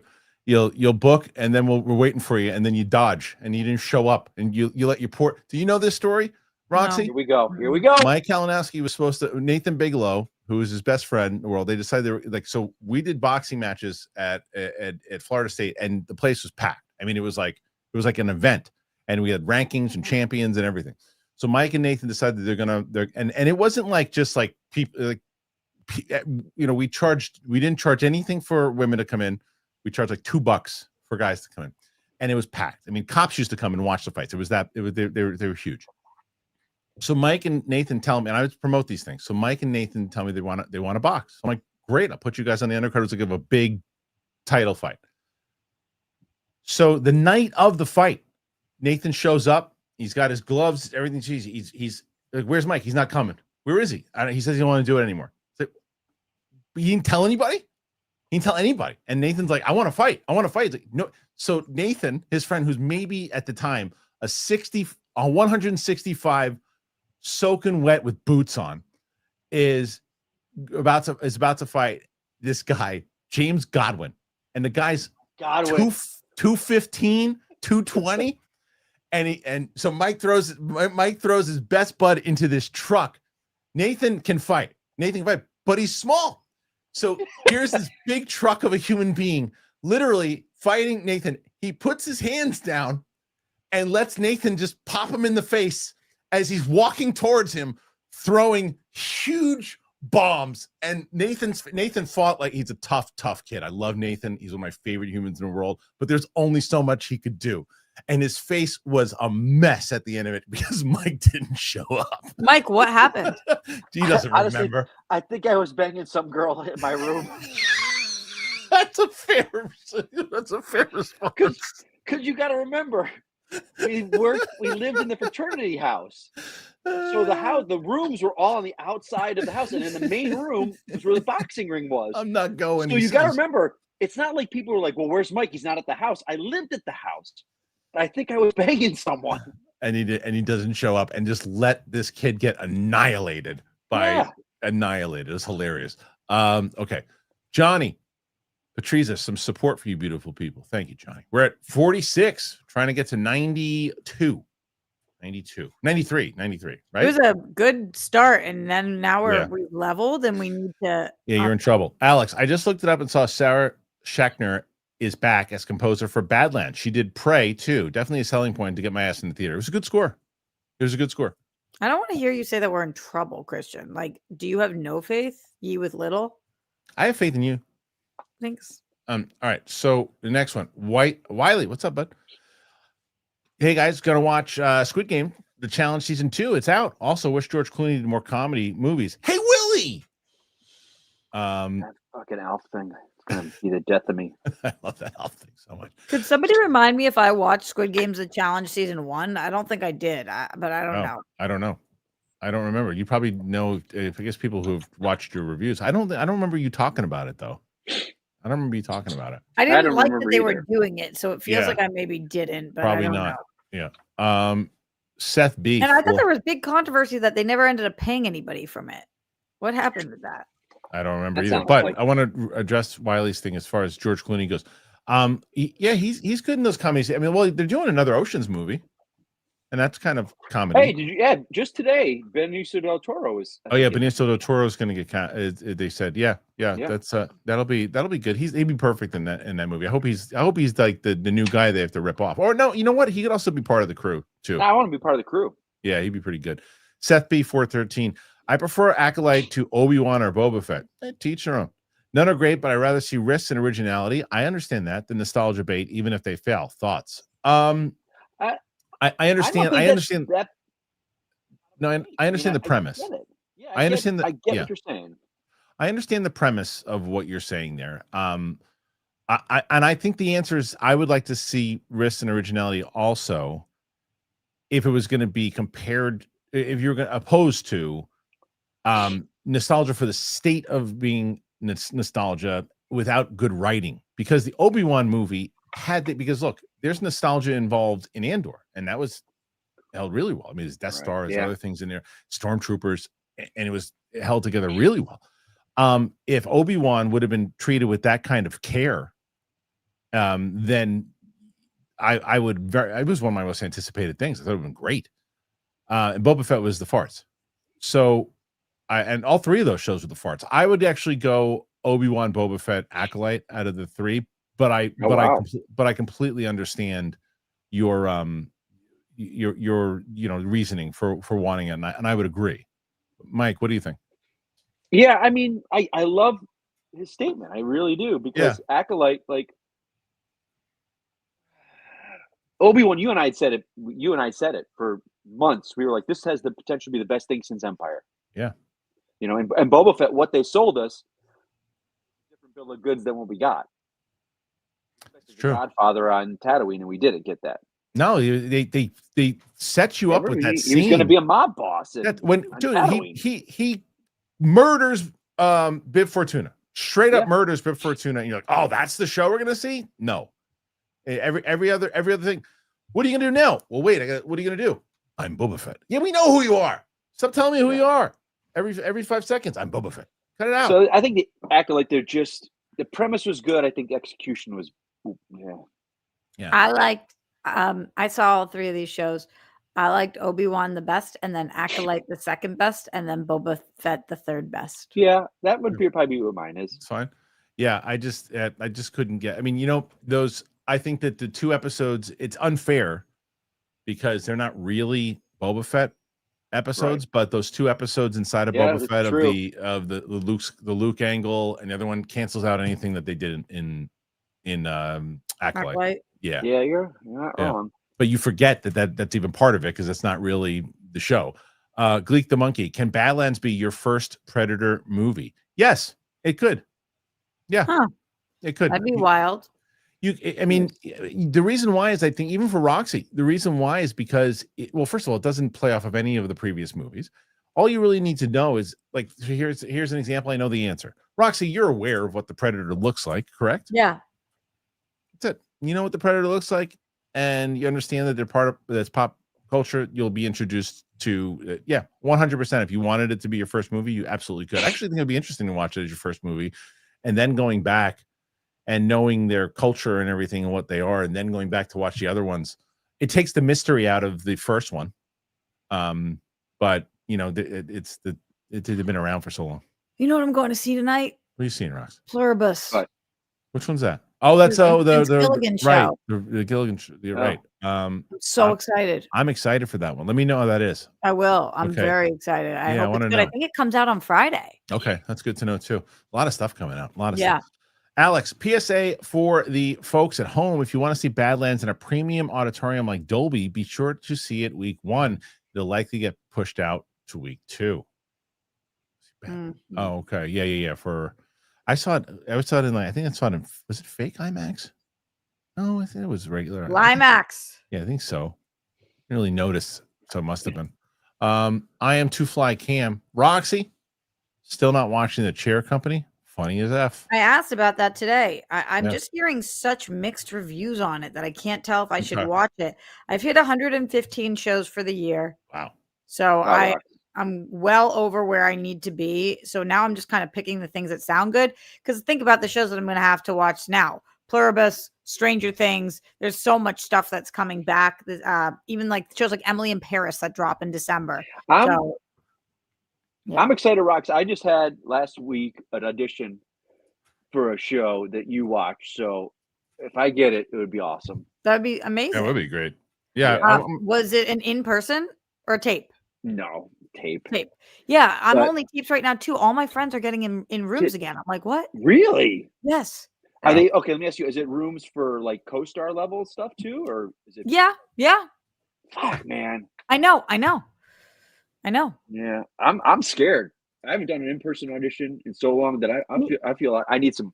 That's what I said. I don't even know if I remember what to do. Like, I know, go in the room. Just get back in the room and just It's Nathan Drake. Oh, hey Mike, can we get a? Oh, where's my? That's not Mike.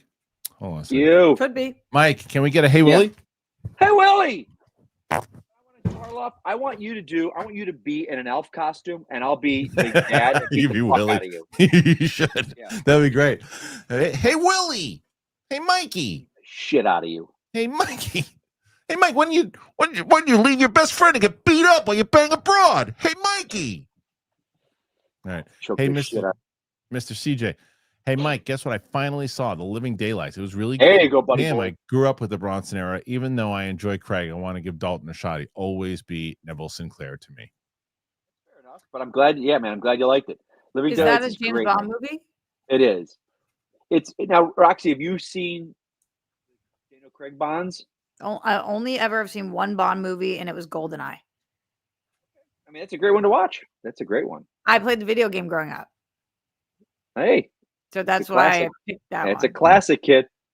Battery. Did you vote today, Kristian? Silver win coming. Yeah, I don't think that's going to happen. I'm when this show's over.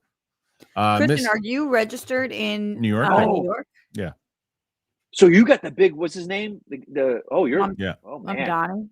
Wow. Hey, Mr. CJ, 5 points if you know that character. No looking at the chat. I'm going to check out License to Kill next. Thanks for the recommendation. Wait, 5 points if you know that character. No looking at the chat. Is that to me? Yeah. What character? So. Maybe the one he was just talking about before. Go back to his question. Yeah, it was. Hey, Mike, guess what? I finally saw Living Daylights. Oh, Neville Sinclair. Come on now, man. It's me, the Rocketeer. Give me a break. Give me a break. That's what he said. Okay, so I'm going to check out License to Kill. Thanks for the recommendation. Go Pals. Zoe Deutsch has this and Noble Vogue coming out. Wait, Kristian, this is such a dumb question of me. Just legitimately because I'm ignorant. Yeah.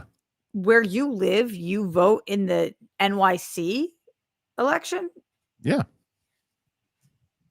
It's a borough of New York. Yeah, but it's city. It's New York State. It's not just, but it's all of New York. Yeah. Go Pal. Zoe Deutsch has this. Oh, okay, we said that already. Mike Joyce. Anniversary was nothing like the trailer. No, it was a very different. I've heard that from a lot of people actually. Very like where I am in Boston, like I'm outside, but so Boston, okay. Just Boston by the city for the mayor. No more. Go Pal. And I just saw Zoe's The 3 from Spring. I like Zoe. Yeah, me too. I don't know what that is. Me too. Mike Joyce. It's all about how a family falls apart over the years. Deeply upsetting. Great cast performances though. Yeah, I absolutely want to see it. I gotta see it. I love Lori. Lori's a very, very great. She's a great writer. Go Pal. Man, 3 was tough to go through. Man, 3 was tough to. Go Pal does that sometimes. Yeah, I know. I'm obsessed with Go Pal, but I stay not knowing what. Sometimes he puts them in there, and then he's putting various ones out there. Yeah, and then I think he meant the third Zoe movie because a big year for Zoe. Oh, I thought maybe he was talking about Predator from when we were talking about Predator. He's talking about Zoe. Battery. I'm sorry, but you can't sing, Roxy. Had to say it. I think she knows that. Well, Roxy does everything well, so there's got to be something she can't do well. It's like telling me I can't play football. Right. She knows that. she runs. Right. I don't. Right. Wait, what? Wait, when did I? The Little Yankee. Support for Mike's dog dental issue. Zing! Got her. RQMDSMD. Support for Roxy and Mike. Vet visits be expensive. They sure are. Yeah, man. And sure. I got that pet insurance shit too. That don't help me with shit. Doesn't help shit. Go Pal. Rox, you're a vampire girl, right? You seen her Vampire Academy movie from the Heathers writer and directed by his brother? Who's her? I assume Zoe. Oh, Jesus Christ. No, I don't think so. And I will say I'm only a vampire girl because of Vampire TV. I watched a lot of it, and Real Rejects now has me covering some vampire stuff. But it's not like I am a diehard I haven't seen Interview with the Vampire, the TV show. So no, tell me the name of the movie you're talking about. Yeah, it's called Vampire Academy. Oh, okay, there you go. I don't know. Oh, I've heard Paige. of that. Yeah. Hey guys, do you all think that if Warner Brothers sell goes Thursday, that movie prices go up more? I don't know if it's necessarily because of the sale, but I think movie prices are going to. The problem is they're so expensive right now. They need to go down. They need to go down, not up, but they won't. Yeah, but you want to know.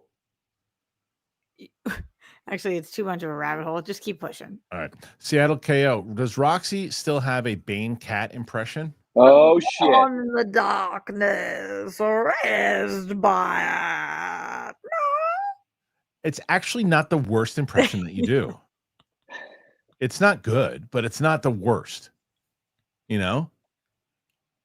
Like I would probably put. The thing is, sometimes you have to eat a little bit of a litter. It's like, so the other ones you do, there's no hint of the person. There's like this. Come on. Yeah, like who's that? Is that Wario? Who's that? De Niro? It's Arnie. That's Tony. It's Arnie. No, it's not. Come on. Arnie who? DeLuca? Maybe. But hey, Arnie DeLuca. No, I can sing. Yeah, actually, you want to know what's crazy about that is I have been known to be told by people I can very much so carry a tune, but it has to be like White Stripes. It has to be rock and roll. It's got to be like growling. I mean, Roxy, you know I can sing. Yeah, I've heard your karaoke. Yeah. But I would say, Kristian, I'm as good as you are, which is we're not pro singers. Right, that's true. You know have you heard Steph sing? No, she good? Real good. Okay. She's gonna win the week if I put this out there, but if you guys get to 100, make her she'll sing. All right. Real good does not describe what it is. Hey Willie. Never heard her sing? No, I don't think Mike, so. have you heard her? Hey Willie. Oh my God. Hey Willie.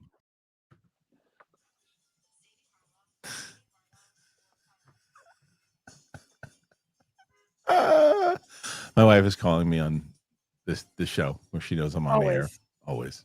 No, I can't pick up right now. Go, pal. Noah was good in The Recruit on Netflix. Okay. I don't remember. Noah Centineo is who he's talking about. Yeah, I know. I just remember it. Chris Daniel. I fear for the Badlands box office. I had 2 bad theater experiences in the last 2 months. Bad etiquette is getting out of control. You're not wrong. So they mixed last night the press screening with fans, and it wasn't terrible, but it wasn't great. There's a group of people behind me and chattering throughout the whole thing. I didn't say anything, but I was like, okay, it was getting bad. But then there's one guy had his phone up, and I was like, this better not happen the whole entire time, and it didn't. But it's like you get anxious because you can't trust people. It's the worst. It's the worst. The phone thing, I can't believe that we're still doing that in theaters. It's crazy. I mean, they really should. I saw this video on it, and I actually, oh wow, Roxy, this is hilarious. This is hilarious. What? So my wife just wrote me and says, well, that was embarrassing. We don't get to vote for mayor because we don't live in NYC. That's what I was thinking. Yes, I didn't vote because, okay. Okay. Oh, no. Here we go. There you go. It's not. You're right. Okay. Well, there you go. Also. No, I know. Sadie, thanks for having my back, baby girl. Yeah, there you go. I told you we have each other's phone numbers now. You're screwed. Oh, and if there's one person I know, you're the most loyal person in the world. Bobby Jackson. Facts. Rental family with Brendan Fraser has an interesting rollout. I saw an ad at a bus stop. It seems like a real ad for a rental family and not a movie. Yeah, that's what they're doing. I'm curious about that one. I don't know what it's going to do, but we'll see. Josh Vash. Oh my God. What happened? That's the one that's the ad that you saw. Brendan Fraser. What happened? What? Do you not remember that movie paid me money to do an ad spot for them? Oh, is that what they paid you to do that one? So and you forgot what it was. That's even better. Because the whole point of the ad was me going up to this bench and not knowing what it was. I remembered the story, but I forgot that's hilarious. You got paid but didn't even know what it was. That's even better. All right, Josh Vashkovich. Mike, nice shave. It's actually an amazing premise. I've seen that. I'm really excited for that. I forgot what it's called. Roxy, you blew it. Holy shit. All right. Holy shit. Mike, nice shave. Mike shows the shit. Roxy, always pretty. Christian looking great. Look at that. There you go. Eat it, Mike. Oh man, I've been in the gym too. I saw that. Roxy. Let's do it, Rox. Because Mike's flubby. Wait, I don't think that. Hold on. I gotta do it. Let me check with my shirt underneath. I'm trying. I've got to show it, Mike. Come on, Mike. You can't really see, but come on. Yeah. It's more in my shoulders. 100%. Let's go. Mike, go ahead. I want to get strong. Get to 100. I'll show it. That's fair. That's fair, especially Mikey, because what's happening right now? 51. Nathan Drake. You should pay Mike double today. No. That's right. You should. No. Look, here he goes. He's talking to people off. He's taking. I'm not talking to anyone, Jake, and I'm stretching because I'm old and I'm hunched over. It's fair. Okay, 51 thus far. Kenya called it the SpongeBob arm flex. Both of us? Oh no. No, just me. Oh. Spencer Drake, please watch the TV show Hal and Harper. Currently airing every Sunday. Saw all 8 episodes at Sundance, and it's my favorite show of the last few years. Oh, whoa. Oh, there you go. I don't know. Okay, let me write it on my list. Yeah. Please. Hal and Harper. Mark and Mindy. What just happened? Hold on. I'm getting messages from my wife. Sadie? Yeah. She's mad at me because I didn't tell her. I'm like, I clearly didn't know. Please watch the TV show. Okay, we did that one already. Oh, she wasn't watching this show and then found out that you thought that. She just also she went into the polling place and then was embarrassed. So she's mad at me. Mirjam, I watched the first 2 episodes of the new Robin Hood series at MGM. It looks very promising. Have you seen it? I've actually heard really good things about this one, Rox. Not even kidding. This is the problem. MGM Plus has apparently such great stuff like that show From that everybody kept telling me to watch. Okay. I just don't have this service. So I've been thinking about getting it. If this is what I try to do with these services that I don't have, if I get them, I try to wait for like 5 things I want to watch on it so that I can have all the stuff. But I want to see it. I definitely want to see it. Okay, let's see. So 52 so far. And I don't get why, and because MGM's got their deal with it's via Prime, so you could watch it on Prime because Amazon is MGM, so it's always weird to me that you can't watch From on Prime. I think you can watch it from. Okay, let's see. Nathan Drake, is the Springsteen movie officially dead? Box office wise, yeah. It still is an outside shot for award stuff. So upsetting. Yeah. But I don't know. I'm not sure. Yeah, I don't know. What do you think? You think it's still gonna? Yes, I think it's still gonna perform at the awards. You still think he's gonna win? I didn't say win. I said that. No, you did. You no, did. I said you did, Rox. No, I said, wait, let me fucking finish. I said I think he should win. I think he's gonna be nominated. And I think he should win. Watch my video. We'll bring it up. The initial conversation was we'll bring it up, Rox. Yeah, we'll the original conversation was he'll be nominated and he'll win. Is what you said. I really don't think so. If I did say that, that's interesting. Luke's pulling the footage right now. Good. And then I'm pretty sure I said he's gonna be not. And then you said Timothée Chalamet, and I said I haven't seen that. Yeah, I said I don't know who's gonna win yet, but I just as far as we'll see. We'll see. I don't think he's going to win. I think he should be. I think he will be nominated. And from who I've seen, I think he should win. Okay. Well, we'll see. We'll see a lot of different things. 54 right now. 55. Man, we came in strong and we're dying. Kenya King. I love the Halloween ranking pod. Felt new, refreshing content. Wise from RR Clever. And the franchise has said Freddy Krueger was so low. All love though. So thank you so much. Tara and I did a ranking of all the Halloween movies for Real Rejects. And then at the very end, we ranked all the horror franchises that we've seen so far. And the reason why Nightmare on Elm Street was so low is because there's just too many stinkers. There's some amazing Nightmare movies. And Freddy is super high for us as a villain. But have you seen all the Nightmare movies, you guys? I've seen a lot of them. I think so. Yeah. And some of them bite. Yeah. Yeah. Yeah. You know, it's not the same as some other franchises where none of them bite. Yeah, like to me, the Child's Play franchise, there's not one bad movie in the bunch. Oh, interesting. I have to revisit. Sydney Hogarth. Hey all, Mike, what did you think of Horowitz's Bond books? Have you seen the New Zealand film Once We're Warriors? Tamara Morrison. Frightening performance. No. I don't know about those books. Are those the continue, like the novels taking place like post or like current day novels? I'll have to look that up. I'll look that up right now. Let me look that up right now. Nathan Drake, worst connection, old school Mike or Mark Coleman? Mark Coleman. Who's Mark Coleman? He's a UFC legend, former heavyweight and Pride champion. And so Sarah had him on his show, and the guy was telling like a great conversation. I mean, the guy is amazing stories.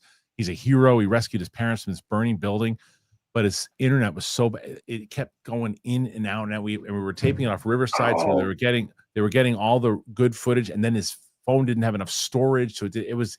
I remember that. No, it just happened. Oh, you mean the fire? The fire. Yeah. Back to the serious question. Yeah. Those books I haven't read yet, but I want to. I've not read them yet, though. Okay. Let's see. Next one. You got too much going on, man. It's true. CJ, just finished work, so might have missed Roxy speak on. I just want to get your thoughts on Alex and Brady after last week's The Morning Show episode. Man, that was interesting. I don't want to give spoilers because it's too recent, but I have a hard time when I end up liking something that I'm like, I shouldn't like this. Yeah. So okay. Or are you talking? Wait, is that the name of the guy, or is Brady? Are you saying Bradley?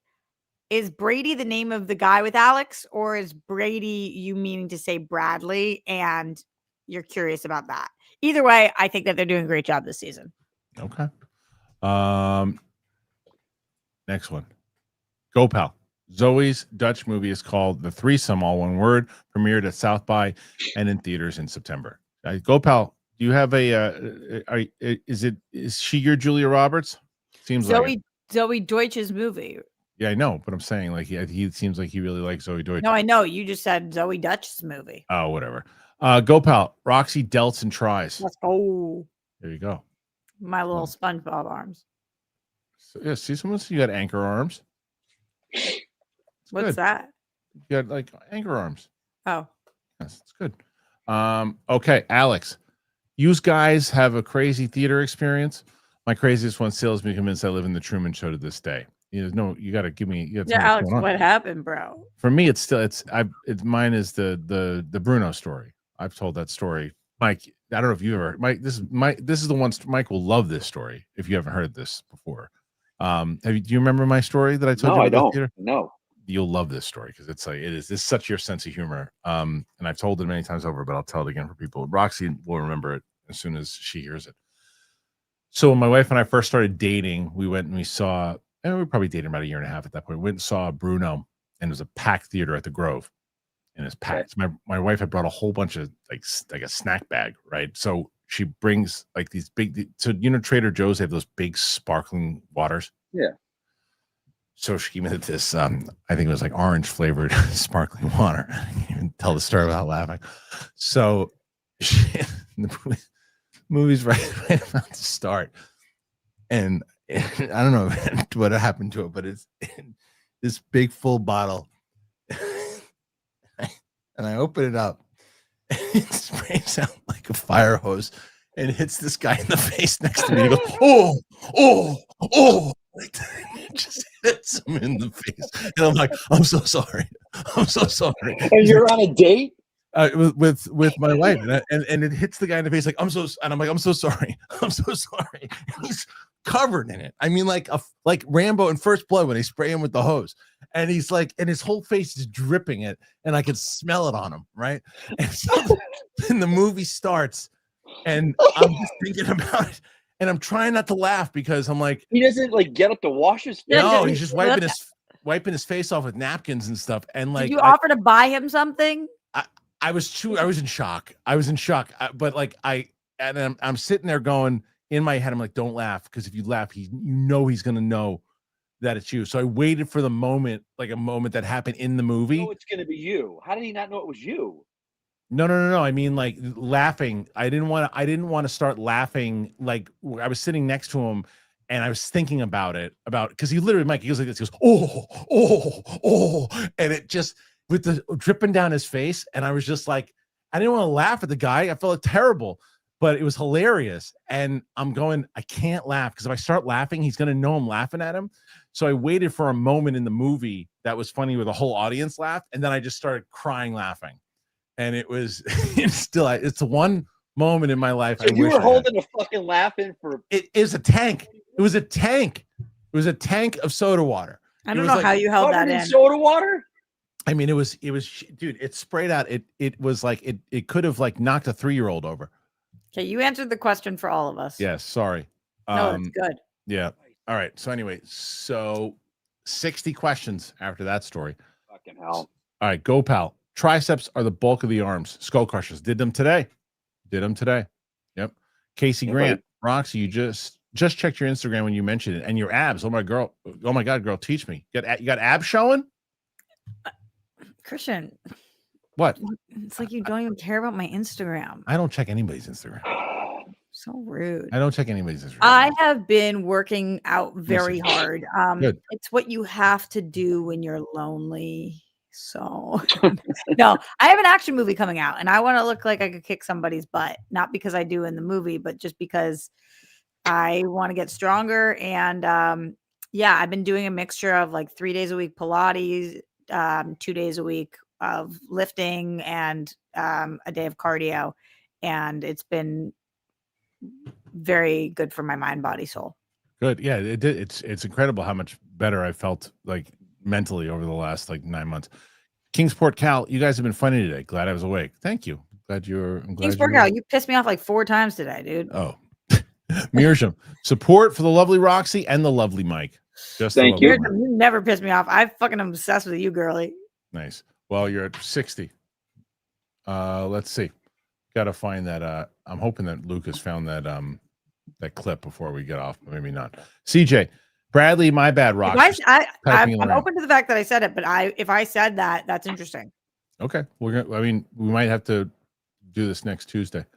To unknown, had to tell a teenager in the front row to get off his phone during Rebirth. I was sitting in the back and saw the screen light up every 5 minutes. It's the worst. It's the worst. It's the worst. Okay. By the way, no worries, CJ. I'll talk more about morning show next week. Yeah. RQ SMT.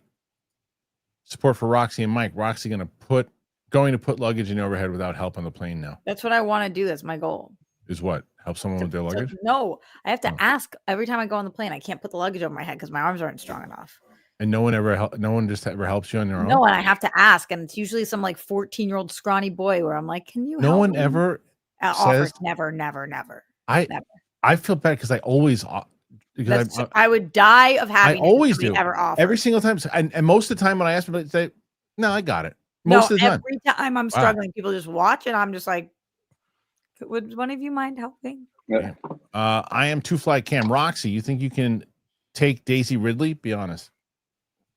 I have no idea what Daisy Ridley looks like. I obviously know who she is, but I have no idea what's her strength. I'm not sure. C. Michael T. Drake May. Hell yeah, baby. And that's it for today, guys. Let's go, Drake May. So 62, not bad. But it was a good show. I agree with Kingsport Cal. It was a fun show today, guys. Roxy, where can the good people find you? You guys can find me everywhere at Roxy Stryer. And then Wednesdays and Sundays, I go live on my YouTube, youtube.com/Roxy Stryer. I'm going to put out a review tonight on my socials or tomorrow of Pluribus if you're as curious about the Vince Gilligan show as I am. Mike Kalinowski, how about yourself? Mike Kalinowski. Same thing, right? Easy enough. Guys, thank you for being here. Kingsport Cal said, Rox, you ain't the first gal I've pissed off. Well, here's what I don't like, Kingsport Cal. Let me tell you. I don't like anybody who tells me when I need to move on, what I need to do. Like, I think he was trying to help you out on that one. I don't care whether people are trying to help me out or not. When people are like, you should do this, you should move on, you should drop it, you should this. I'm constantly. I think he was saying because I was sitting. I'm not saying what he's trying to do. I'm telling you what I feel. Fine. I don't like that shit. I like Kingsport Cal, but I don't like that shit. All right, fine. All right, I like you guys. So thank you for being here. Apple Podcasts, Spotify. I'm going to have my non-spoiler review, Predator Badlands, up just a little bit. My Out of the Theater reaction is up. My Zootopia reaction is up now with Sam. She had never seen it before. That's up right now. Tomorrow, most likely, will be our Prey. First time watching for Steph. And we got some other things coming up on the channel. Waiting to get that Oppenheimer reaction shot with Sam, hopefully by Friday. Make sure you check out the Long Walk reaction if you haven't seen that. Check out the Clips channel. Check out all that stuff, guys. You guys rule. I appreciate you very much. We'll see you guys on the flip side. I'll be back here again tomorrow. Famke Janssen. Make sure you check out the interview, please. Help us get some more of those real big interviews with the legend who is Famke Janssen. All right. Talk to you later. Bye.